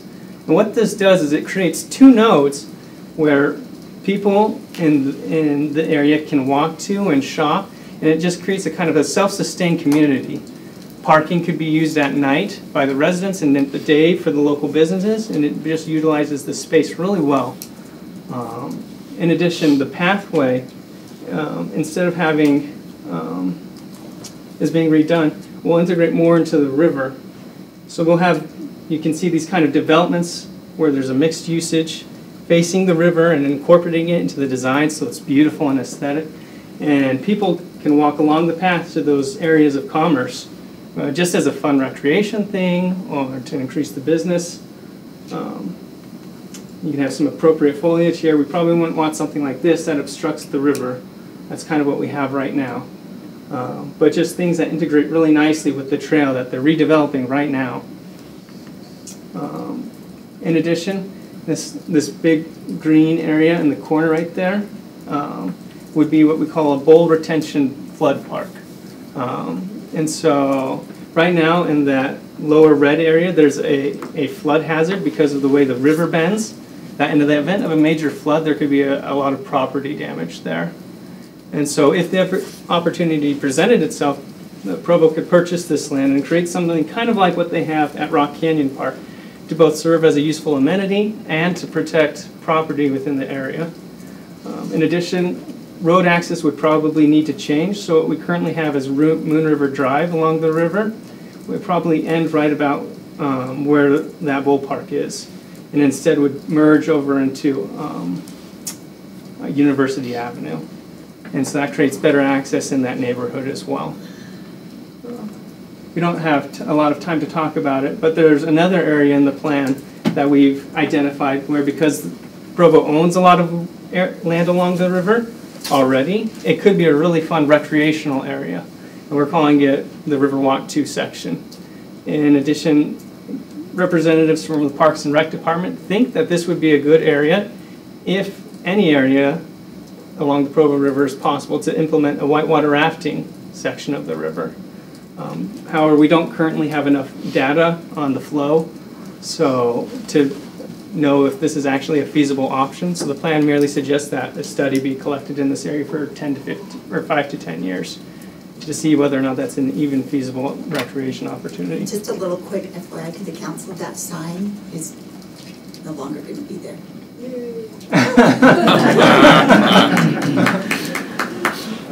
That concludes my briefing. If you guys have any questions or better yet, suggestions on what you would like seen in these areas, we would love to hear what you have to say. I guess, go ahead, Dave. Oh, I've got lots of ideas and suggestions and whatnot. Just one question on your map where you have the 7 or 8 different zones. Sure. The last one, the westmost one, went from the Provo River and south. It didn't go north at all. And I would hope that we consider what's north of that as well. So this map is a cutout of what's currently in the boundaries of the city. everything on that furthest west section, currently north of that, would need to be annexed in. All right, thank you for that explanation. Appreciate that. Is it going to be within sight? Isn't it going to be with the restoration? Yeah, take most of that. So it's gonna go up Okay, toward perfect. that bay. Yeah. That addresses my concern on that. Sure. I do have a few other suggestions or a few ideas. Sure. I would love to chat with you sometime, so Okay. I can get your contact information. And with Bill here, I would ask him to say, Bill, have we looked at our zoning? I think we as a council, as a community, have tried to embrace an idea of the river being an asset, and is our zoning actually in place to allow that to happen? Those are the things that we as a council would like to look at. Yeah, we started to address this a few years ago, a 50-year plan for some of these sections along the river. And the students actually took that as a starting point. So is the zoning in place right now for that? No. But this study will make recommendations on how zoning should take place, or recommendations on what future zoning should be. So maybe a related question. First of all, thank you, and thank you to Jamin and to the students for doing this. I think it's a really wonderful. I speak both as a city council member and as a faculty at BYU. I think it's an incredible experience that you get to do this, and it's a great service to the community. So thank you. I guess the question is how to make sure that this has enough teeth so that it actually does in fact guide policy, and it doesn't just sit somewhere as a beautiful idea. This is, I think, really the crown jewel of Provo is this river. And if and when cities, many of which I've paid attention to when I visit, really feature their river, and make it a more accessible, more central thing. I mean, that one spot where that ugly sign is, that is one of the most hideous eyesores in all of Provo, because it's this beautiful river, and you can see, I didn't look at the photo closely enough, but I've seen shopping carts in there, and milk jugs, and I mean, it's hideous. So it's not just it's not just ecologically damaged, but aesthetically, that's ugly, right? I mean, it's concrete, and then it's water, and it's an afterthought, and that could be such a beautiful thing. So what do you think we can do to make sure that it has that guiding force for us? Well, the first step is creating a plan like this that identifies the problem areas and goals for what we want to achieve. Because Public Works, Storm Drain Department, Chris Blitzinger, who's working with Federal Flood Control, and with those different city organizations all working together and trying to pull ideas together on how to finish these areas, redevelop these areas. The first step is to get this plan into place. Fort Collins and Boulder, Colorado really has gotten a lot of federal dollars for flood control and mitigation, and have used that to improve not only their river corridors, but bicycle paths and pedestrian uses through those same corridors. That's why in those cities you'll go for tens of miles and never cross a road. They've used those federal dollars to make crossings underneath roads much safer for the users of the trails. But just getting this in paper and getting it all in one place is the first step to achieving what you're talking about. Well, thank you.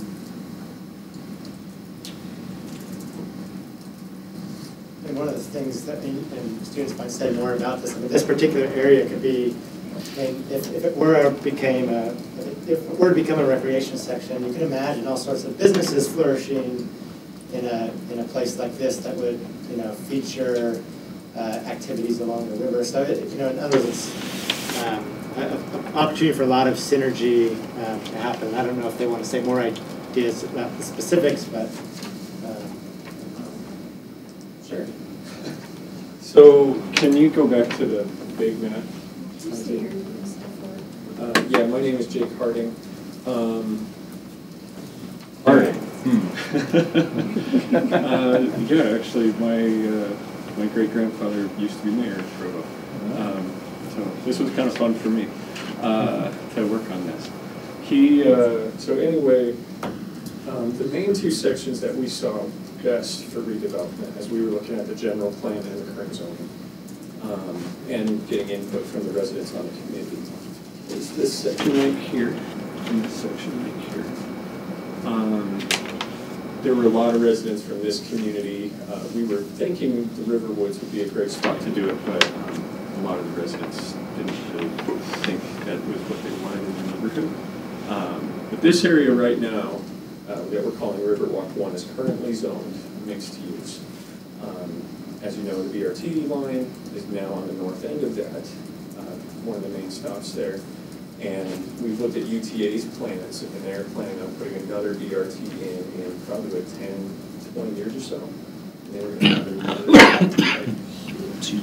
on the south end of that. We thought that Riverwalk 1 would be the perfect spot for an urban riverwalk, if that's what we decide to do. The residents on the committee felt it would be a great idea, and that would be a fantastic location for that. It would be, you could have, we were talking about transit-oriented development zoning there as well, as a potential there. As Dino was saying, this section here is probably primed for redevelopment because most of the city's parks that are along the river are in that chunk right there. So that would be more recreation focused. This would be more commercial focused between the two river walks. Does that make sense with what we're thinking? Do you have the aerial photo for Riverwalk 1, please, Dino? That one, yeah. So that stretch of the river is getting very ripe for redevelopment. That's a storage unit complex. That's of course the Macy's Shopping Center. But that section's now getting to the point where it's becoming very ripe for redevelopment. So again, by having a plan in place that informs those property owners how we want this to look like, what we look like when they come in and start bringing in ideas for redevelopment, makes it easier for them. This is the neighborhood that we're most worried about. That's almost a 90-degree bend in the river. And this sits pretty low in relation to the river. So the potential for flood through there is pretty good. By creating a Rock Canyon type park here and getting federal flood control dollars to start buying up properties and implement these plans, that's how we go about doing it. But that's where that park is they show right there. The idea is to contour that so that it's very usable park space when it's not being needed for flood control, but when it is needed for flood control, it can be used without damaging other properties. Can I just caution us on that idea of flood control? I mean, flood control on Provo River is a Deer Creek and a Jordanelle type facility. I mean, we're talking about huge amounts of water. So I would caution us as thinking we could achieve real flood control, but certainly provide an amenity using the river. There's no question. But flood control, I wonder a little bit, just because of the volumes of water we're talking about. Along, what was it, 84, we did have, I don't know that corner, I remember sandbagging that corner personally in that area, trying to keep that up. So there are certainly things that need to be done to help flooding, but I just want to make sure we're checking our reality. I don't think those are Jordanelle. Right, and that's changed. So, I mean, if you had a 3-acre park that was 3 feet deep, I mean, that's a pretty substantial park. The flows in Provo River are going to fill that in 2 to 3 minutes. So, and we got flood events that go on. As long as we can for days the and days. federal government that it's for flood control. That's a trick. So, again, I can support that, but I just want to make sure we're clear. It's probably not really going to function much as a flood control structure. Are there other things you can think of that would, you know, in terms of thinking about the river, that would add flood control measures, or are you suggesting it's kind of a possibility? Well, again, we're talking, I mean, Rock Canyon's one thing, you're talking maybe 100 CFS on a really intense storm. Provo River's 2,000 in the springtime. I mean, it's just this. Almost every year they let out about 2. I mean, the Bureau of Reclamation have 26 feet in Jordanelle that is specific for flood control in the Provo River. And that's just the upper Provo River, everything above Jordanelle. So again, scale-wise, Provo River is a monster. But certainly banks and rerouting, again, all of those things are great, valid, needed amenities. I just want to check our expectations on flood control. Leave it to the engineers to throw a wet blanket. It's not really a wet blanket, at least the way that I see. So a couple of things. I've worked a lot in natural channel design, and I moved from San Antonio to Provo a year and a half ago. I lived there for 6 years as an engineer, and so went down to the Riverwalk a lot. And the company that I worked for as a private firm was the civil engineer for they just opened phase 1 in this last May for a second Riverwalk type on a different river than the San Antonio River, the San Pedro River. But it was $175 million that the city was willing to spend because of how much they felt like that area was going to be revitalized by doing this, having seen the great benefit that the San Antonio Riverwalk was for them. There's the famous part of the San Antonio Riverwalk, which is downtown and has all the shops, but there's also several miles worth of more parkland and trails along that system. And it's a very big draw for San Antonio for their tourist industry. So, I mean, I'm very much for it. I think instead of a wet blanket, I guess the thing that we would say is that it's more you're going to achieve more with opening up the river and turning it into a thalweg floodplain type of river instead of just straight up, than trying to do detention and lower the flows this far down on the river. I mean, there's so much flows, and you have to have so much volume that you're not going to lower the flows that way. It's more providing the capacity to be able to take it through. But that being said, I think it's a great idea. Let's do it. And they talk, I mean, maybe you're going to say that, they talk about doing exactly what you talked about in other parts of the plan. Yeah, right? so that greenway strip right there is designed for that set part, exactly for what you're talking about. And that's in the general plan as well. As properties along the river become available, the city, if it's financially feasible, could purchase them and restore the banks to a more natural flowing river. That's part of what we'd have to do, because the other thing too is there are levees, and that's what they are, that block the beauty of the river, but they also are the flood control on it right now. That's what keeps us from having half the city in the floodplain. So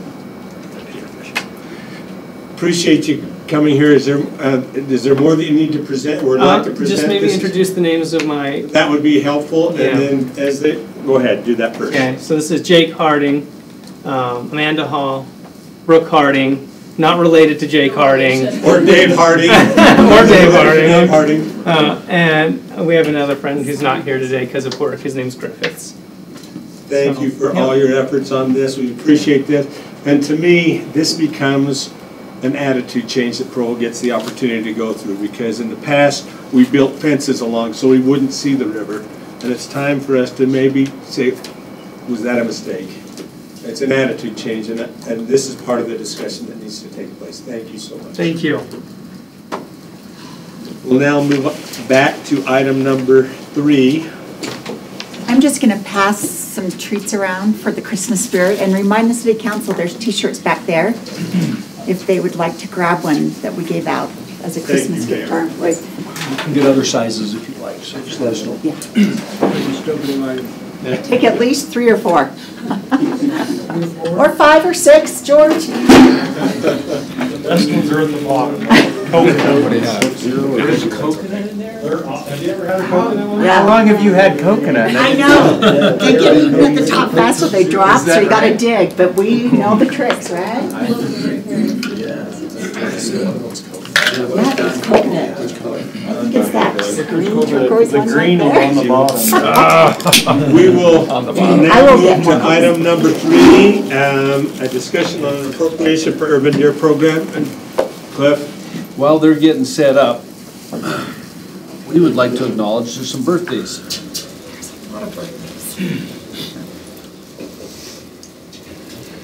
Dave Andrews' happy birthday.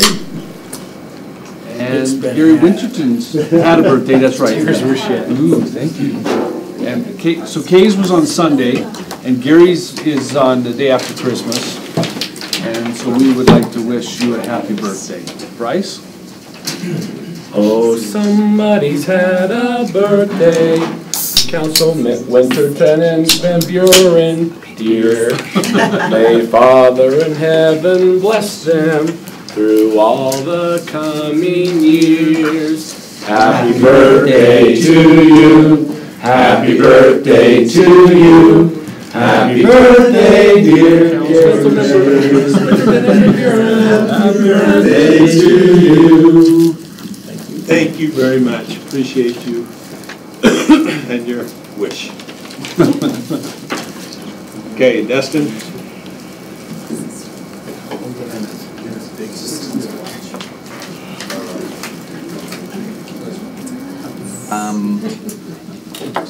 Let's get a presentation up. Sorry, we thought we might have some more time, so I sent the police department away, and I told them they could come back. But you guys got right back on track. We're not far behind at all.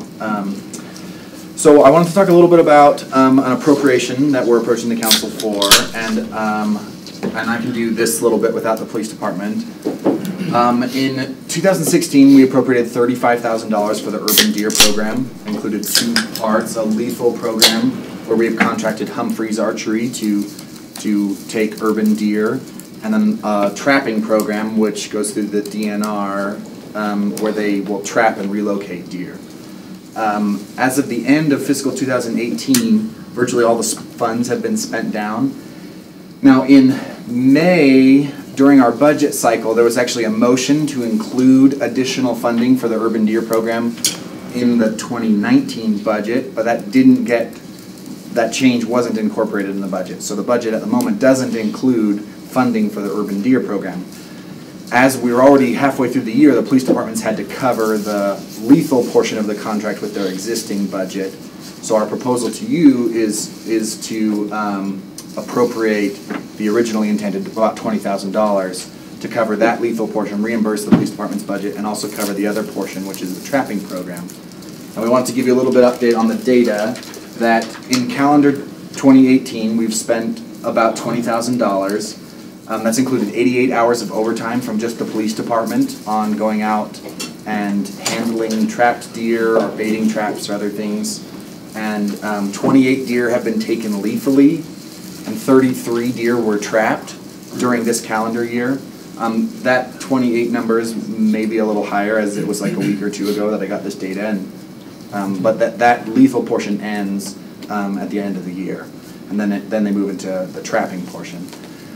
Yes. Which they spent on contracts with Humphreys and DNR. Yeah. So the DNR's is based on a per deer rate of $200, but our all-in cost for these deer ends up being about $360 per deer, and there are some issues and difficulties, and this is kind of the part that I was hoping the police department might be able to weigh in, and I might be able to convey, and imagine they'll be here quickly. So our proposal to you is with a motion of the council to appropriate $20,000 in the 2019 budget, noting that there are some challenges to administering the program. It should be noted that Mapleton and Springville are starting a lethal urban deer program, but they have lethal only. They don't have a trapping portion of their program. Much of the challenges do center around the trapping portion of the program. It's a lot more labor intensive, and there have been some difficulties in making sure that the traps are baited and adequately transferred and in the places where they needed to be, and some timing communication issues.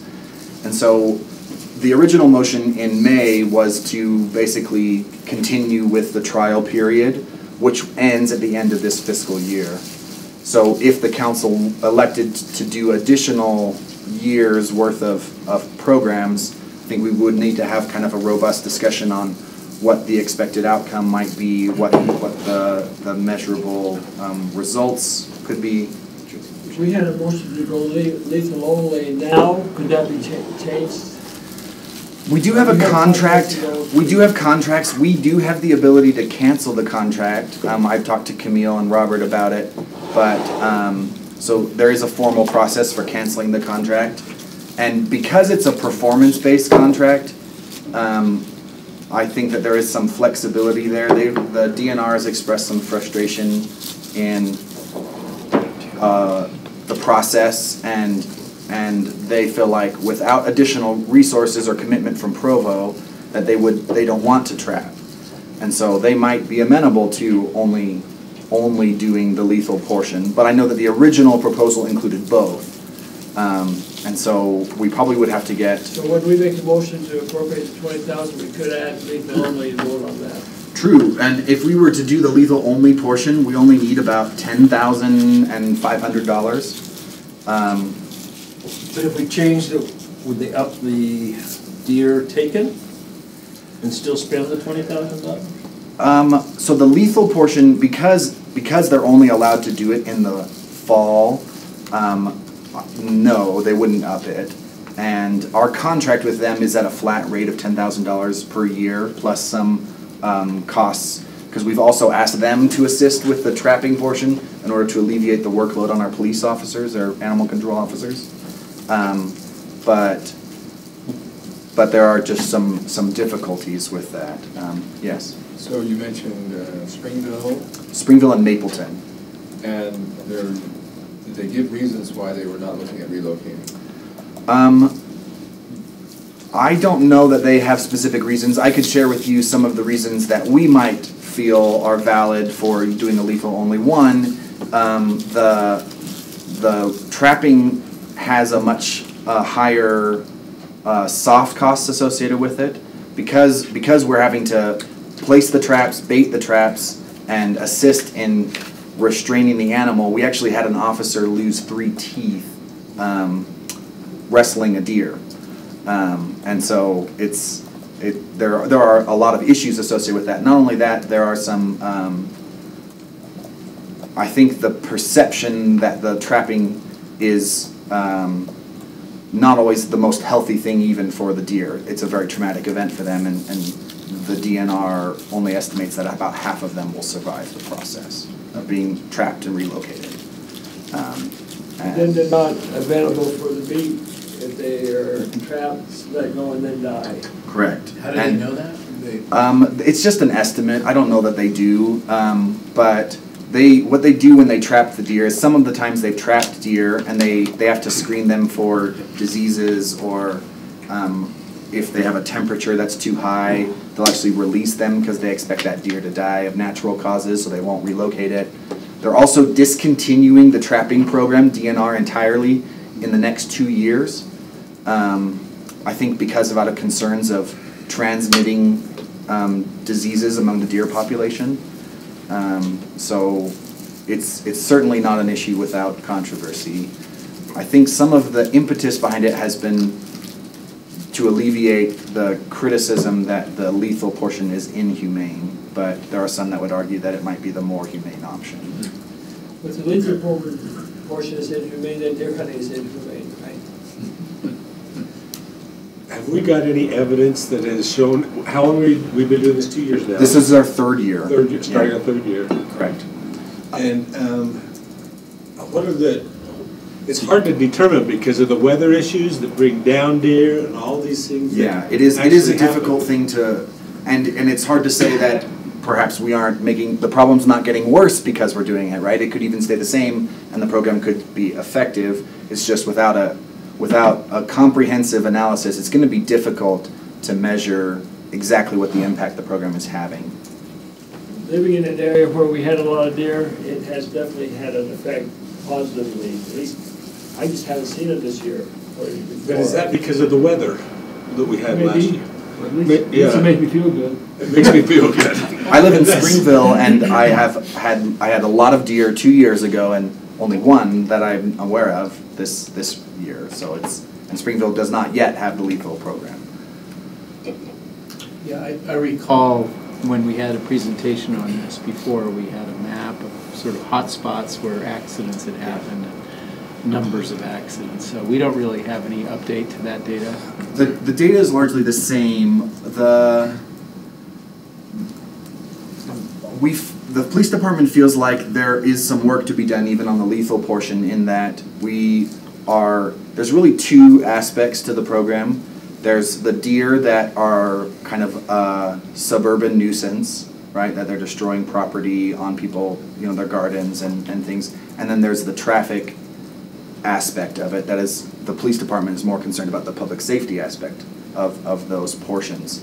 I think the general consensus is that the public nuisance portion is being well addressed, but the accidents are much harder because they tend to be in the more urban areas where the lethal contractors tend to not operate, because there are more people, and the city certainly doesn't want to be involved in any kind of accidents involving lethal deer. Foothills or what?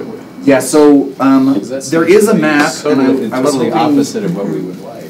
Yeah, so I was hoping Officer Swenson would be here, but largely most of the deer are being taken up on the bench.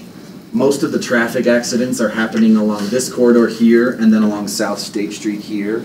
And there are some scattered throughout. There was even a traffic accident over here on the west side with a deer. And again, it's a difficult thing to say what exactly the impact the program has had. Not that it might not have any, but it would be a difficult task to quantify exactly how much it is. And fair to say too, Dustin, that most of the deer that are taken lethally because of the location tend to be the mountain deer that are coming down for food purposes. Most of the ones that are being trapped are actually the urban deer who live in the city, who are not up on the mountainside. Correct. And so they're really two different deer populations. And that's again where the difficulty comes in, because the trapping is not nearly as effective as the lethal part. But we're also not interdicting the deer much that are getting to University Avenue, because they tend to come out of the hillside, pillage the property on the edge of the bench, and then go back into the mountain. And not to mention the fact, and I say this as someone who lives in the foothills. Yes. That's kind of their neighborhood anyway. I mean, yes, right. I'm a little more inclined to see them, reduced in number as an urban population. But if you're living near mountains, that kind of comes with the territory. There are just certain things that if you're going to live near a forest, or you're going to live near a river, or you're going to live near a lake, you know that you're a neighbor to a certain ecosystem, and so it's never bothered me. And plus, the foothills are slower traffic anyway. It doesn't. I don't recall. The heat map that I remember seeing was the accidents were pretty much. You don't plant tulips, do you? I've tried, but not because I tried and failed, but not because of the deer. Because I don't have any sunshine in my property. No, I'm just kidding a little bit. Yeah, no. I mean, I actually did develop a sensor sprinkler. Works really well with deer. Oh, It scares the living daylights out of them. It just sprays water at them, and then they jump off scared to death. That's a good idea. Except the runoff now is going to be monitored. That's right. That's exactly it. Had to complicate that. So I'm a little unclear. So we need to decide whether or not we're allocating this 20,000, but you're reminding us that we had also decided that even if this had been in the budget, we were going to revisit this at the end of this year. Correct. And I think the sense is that if we were going to continue for the next 2 years with the trapping program, we might need additional staff to help with meeting DNR's requests. Often the issue has been that DNR's requests have been very short notice, and so it's been difficult to schedule people to be able to be available to meet some of those requests. You say short notice, we got one, come help us? Is that what it is? I hesitate to speak for the police department, but the council directed the staff to employ Humphreys to assist in the trapping portion. So they've been in contact with each other, and largely that's where some of the conflict has emerged in how much notice one has given the other for assisting in the trapping activities.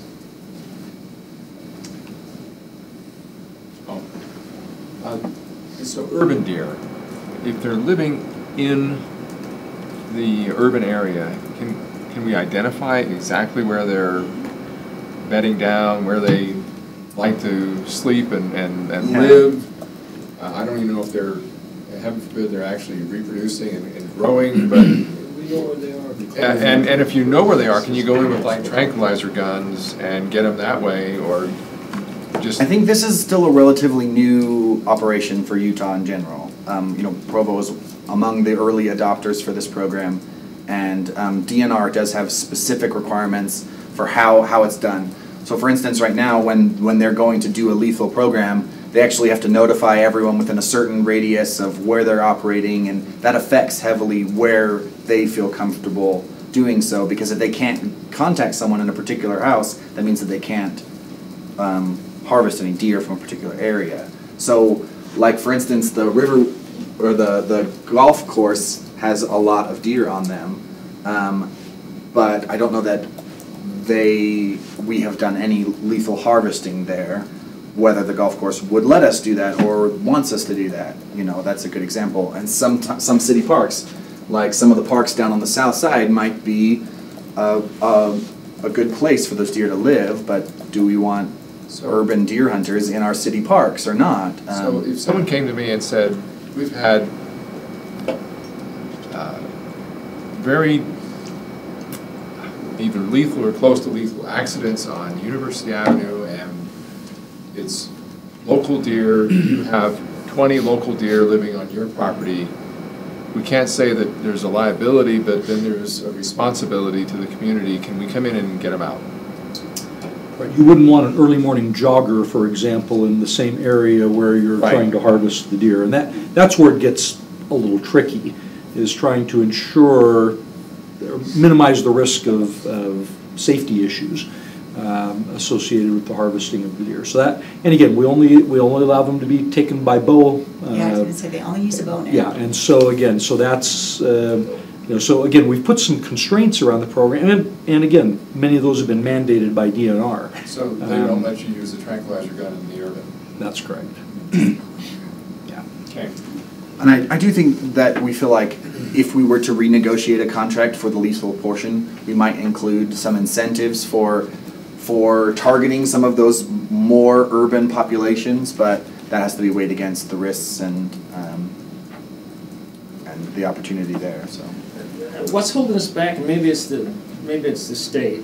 I mean, if the harvesters are contracting to help Fish and Game trap the deer, and we're losing half of the deer that are trapped, it seems like when they get that deer trapped, one shot with the needle, we don't have to pull a bow and give them 10 yards. They do it with the needle, that deer's gone. And we've harvested it, probably it'd hurt a lot less than what those bow and arrows do. Are we having that discussion? I mean, we've got the deer captured, so we're not dangerously harming anyone. I mean, a needle is a lot safer than, I mean, I bow hunted for years and years, and those deer don't die really quickly with bow and arrow. That's right. And now they're very good, and so they probably... There's a certain certification program that the but archers still, have to go through. it seems like they're already involved in it, and we've got the deer captured. But if the deer has a second chance to get away with the bow, then that's more acceptable. I'm not saying it really is, but the perception is taking somebody in a trap and then killing it is different than shooting with an arrow. I don't know why it's different, but I think the perception in the public would be different, unfortunately, because I think what you're saying, Kay, is it's more humane. If you remember when this issue was being discussed week after week, back when council adopted the program, there was a lot of discussion about the humaneness of the people would rather, there was a lot of people that seemed to express they would rather see them trapped and relocated than just harvested. And that was, I think, one of the selling points when the council was adopted. I don't know why there was both. 50% of it, what's causing them to die? Is it Yeah, part of it's the stress. Sometimes they get injured. Injured in transit. Yeah, they transport them in a cattle vehicle that has a lot of deer in it, and they drive for a while out to east of the Wasatch Range to drop them off. And so they hurt themselves and they hurt our police officers. Yes, they have. Yes. And they also have been used to eating here, and all of a sudden they're on their own in the wild, and that makes a difference also, I think. Yeah. Do we need a motion? I do need a motion to appropriate at least the lethal portion. The concern is that if we elect to not fulfill the trapping portion, that might imperil our ability to do a lethal only in the future, or other relations with the Make a DNR. motion that we appropriate $11,000 for the lethal program, conditional on it not affecting our ability to do a lethal program in the future. Is this something we could do without public? This has to come back. So this would be a motion to bring it to a council meeting in January. Yeah. Maybe, Mr. Chairman, could I just make a suggestion? Given that you've got to have a public hearing and whatever we notice will cap the appropriation, I'm wondering if it would be appropriate to notice the higher amount, and then you could reduce it once we get the police department back to next work session. Talk with a little more specificity about this. Correct. Yeah, and we'd be happy to visit As with you. we don't have to spend the other week. Right. Yeah, and we can always approve less. And we've included in the carryovers from last few years that we remove the portion of appropriations that are unused. And we're including that in the budget resolution for this next budget cycle. So if we didn't use it, we would just drop it back to fund balance for the general fund. And if we have any more data at that point that would be useful, that would be very helpful. Yeah, we'd propose maybe we come back to work session next time with more updated information. Really great kind of heat maps of things last time.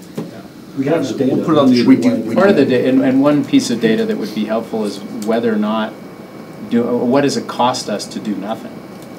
I mean, there's still a cost, right, to property, to emergency phone calls and so on, so it would be helpful to have a sense of the comparison. Yeah, the only issue there is, again, measuring the impact that this program has. Of some of that will continue to persist almost no matter what the level of lethal program we have, and so we could provide some estimates of the accidents. We know at least what the reported accidents are, and our animal control officers do remove deer carcasses, which give them an idea of maybe how many unreported accidents happen, but it's difficult to say exactly what the cost would be. But part of the justification for the original program was that there was a significant cost to the public through the damage done to people's gardens and homes, as well as vehicle traffic.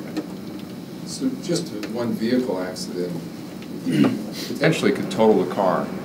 Worst case, it could kill somebody. So how do you put a price on that? Yeah, I'm just not.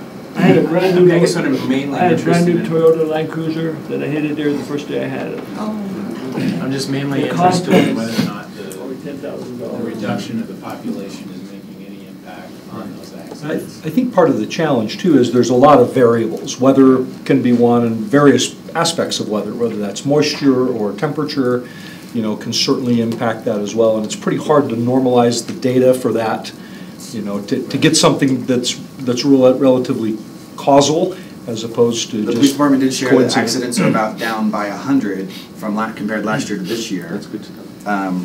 But again, it's difficult to say. That could be progress from the last 2 years of the program that we've done it, or that could be just because we have a relatively warm fall into winter. But maybe the DNR has that data so that we can use that as a comparison. Yeah, we can certainly gather data and draw some population is depressed for whatever reason. Okay, so then we have a motion on the table to bring this to council meeting. I'll second. On January 8th. And the work session. And do we do it in a work session? We're going to do both. We have to do both. It has to be a public hearing also. So do we want further discussion in the work session? Is that where we're going to get this information? I guess that's the question. I think that's the plan. So it's a motion to bring it to work session and council meeting on January 8th. Schedule a public hearing for the 8th. For a public hearing for the 8th. Thank you. Thank you. It takes all of us to get this motion done. We have Officer Swenson here now. I don't know if the council would like to discuss it now or if you'd like to wait until January to. You know what? It's up to council members. We have a housing policy discussion. I'd just assume while he's here, I appreciate him being here. I'd like to give him a few minutes if it's okay with the council. Yeah, if you want to come up, we've kind of talked a little bit about some of the issues that we've faced. Officer Swenson is actually an officer who lost some teeth, so all the fun stuff. Like you said, I'm Animal Control Officer Swenson. Yes. We do have a motion on the table. Can we listen to this, and then it might affect the motion on the way people vote. So. Okay. Just the supervisor over the Animal Control Department. What I've got is just some statistics. Statistics of deer-related accidents within the last 3 years. The very first year, 2016 to 17, we had 190 deer-related accidents. 2017 to 18, we had 224, and then this year alone, we're at 135 deer-related accidents. I do have the numbers if you're wanting them on the trapped deer and relocated, and also the lethal. For 2016 and 17, trapped deer was 33 and relocated was 31. For the lethal part, there was 34 deer lethally harvested, and all the deer was donated, all the meat. And 2017 to 18, 45 deer trapped and 32 lethally taken by Humphrey's Archery Lethal. So, as doing this with the city, it's going to be kind of a burden on the Animal Control Department. It's a lot of work and time that my guys that are out in the field, we work 7 days a week. When we're doing the trapping season, it's 6 days a week. It's 2 hours every day to bait a trap, set a trap, and then on trapping days, remove the deer from the trap, and it takes a couple hours to go around the city and remove them. And all of that is considered overtime. It's usually during times that we're not. It's early 6 o'clock in the morning till 8 or at night. So as of right now, like I say, we work 7 days a week. We cover 12 hours a day, including the holidays. And this year, our department, just the Animal Control Department, has handled over 3,288 calls. And that's not, I mean, that's up to date. That's every animal-related issue. It's a lot of calls. The manpower with myself, and I have 3 full-time animal control officers. We're here a lot. We work a lot of overtime, and the urban deer thing in the Provo City Police Department's eyes, I mean, it's a lot of work that, you know, for the 30 deer a year that be trapped, or for the 40 deer that get trapped every year, it's a lot of work that we put into trying to relocate the deer.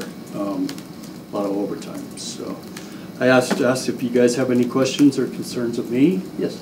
So you're on the front lines. Do you recommend any change in policy, procedure, techniques? We talked about the fact they don't let you use a lethal tranquilizer in this urban environment, and it has to be a bow, an arrow, which is a lot more threatening or can hurt other people. So do we need to change what we're doing? Do we need to ask the state to give us more options?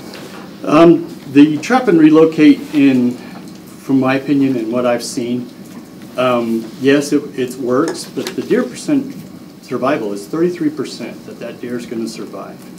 I mean, that's a lot of work and hours put into that deer to put it in, into a trailer, relocate it, and not know of the survival rating, other than 33%. and where they get those numbers, I have no idea. So Kay, I don't know if you were here, he brought up the fact that why don't you just trap them and then euthanize them at that point. Yeah. Yes. Yeah, and the reason, that we went with both, from what I remember back in 2016, is we were taking them lethally as well as trapping them and relocating them. And there is people that want to see the deer be relocated. There is people out there that... I don't think they understood that the results are so poor. Are so poor, yeah, exactly. Yeah, and that's kind of what I'm saying is, the lethal part of it, the deer's being used, it's being harvested, it's being sent out to families that need it, you know, compared to a deer being thrown in a trailer, or a wild animal being relocated and end up, you know, dying somewhere on the hillside or possibly surviving. But it's just a lot of work and manpower. So hopefully I answered that. Yes? Just to trap them and then kill them, we'll just go to lethal because But- you don't have to set the traps. You don't have to. But there are some times when maybe you went on the golf course and set up traps. You can trap in places where you can't shoot the bow and arrow. But if you've got a trap, then you should be able to use the knife and not do it. That's correct, and that's why I brought it up. Yeah. Thank you. And to be honest with you, I mean, I don't know if that question's ever been addressed to the DNR. I mean, yeah, if we trap them, let's just euthanize them right there on the spot. Let's take care of them. I mean, we can't come in here and hunt, so we have the option of bringing in a trap. Let's trap them and euthanize them right there. And the city now has their own traps. We have 5 of our own traps now. We just got to get them set up and ready to do that. And that would be something that I could address with the DNR and see if they would be on board to do that. Could the administration check with the DNR? Yes, we should. And I think that's something, when we have our legislative opportunities, that's something we can talk with the legislators about. Is that appropriate for us to talk with them? Let's find out. Yeah, let's explore it with DNR first and Okay, see what our options are. Thank you for coming in. Oh, no worries. Appreciate that. Any other questions or anything? If not, we do have a motion and a second on the table. And any other discussion on that motion? Any question about the motion that was made?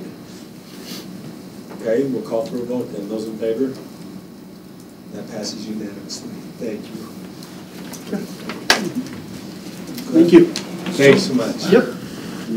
Maybe a discussion on time. Before, just really quickly before that, Mr. Stewart talked about an experience with the deer. I have one child who's hit 4 deer with 3 brand new cars. Fun stuff. Funny part, anyway, we're about 50 minutes behind schedule. At 3 o'clock, the Policy Governance Committee is scheduled to meet. At 4 o'clock is leadership, and also at 4 o'clock, we were taking a call from, her name escapes me, the woman. Megan Weber? Sorry? Megan Weber? In leadership to talk about some of the questions that Mr. Harding had about the 5/8 versus 3/4 inch pipes and all that. So the question is, this next item is scheduled for 45 minutes.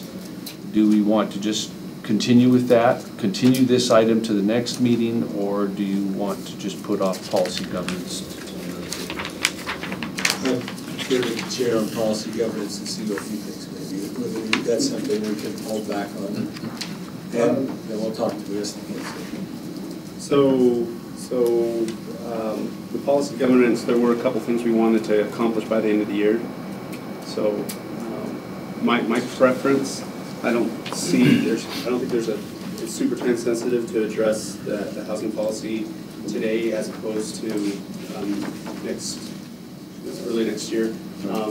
And it's also, I guess, a little bit selfish because I have not yet gotten through the report in its entirety yet. So I'd actually appreciate having a little more time to digest this, and so I would suggest we continue it to a future date. You would make that a motion? Yes, I would. Okay. And second, is there any discussion that the council would rather have a discussion and not postpone this at this time? We would plan on putting it on January 8th. This discussion, the affordable housing. The affordable housing policies in Provo City. Right. During a work session on appropriate. So move this, that I guess is that part of the motion then? We move this to January 8th. It can be, I just continue it and then let leadership figure out whether it's best. I was just letting you know when it would be. Okay, that's fine. We'll refer it back to leadership. So the motion is just to continue. Just to continue. Those in favor? Can I just ask, what was it? It was To continue. table. It was continuing the motion to discussion on affordable housing policy because of the time. Oh, okay. Those in favor? That passes unanimously. And we will adjourn now for under unanimous consent. Thank you. Appreciate you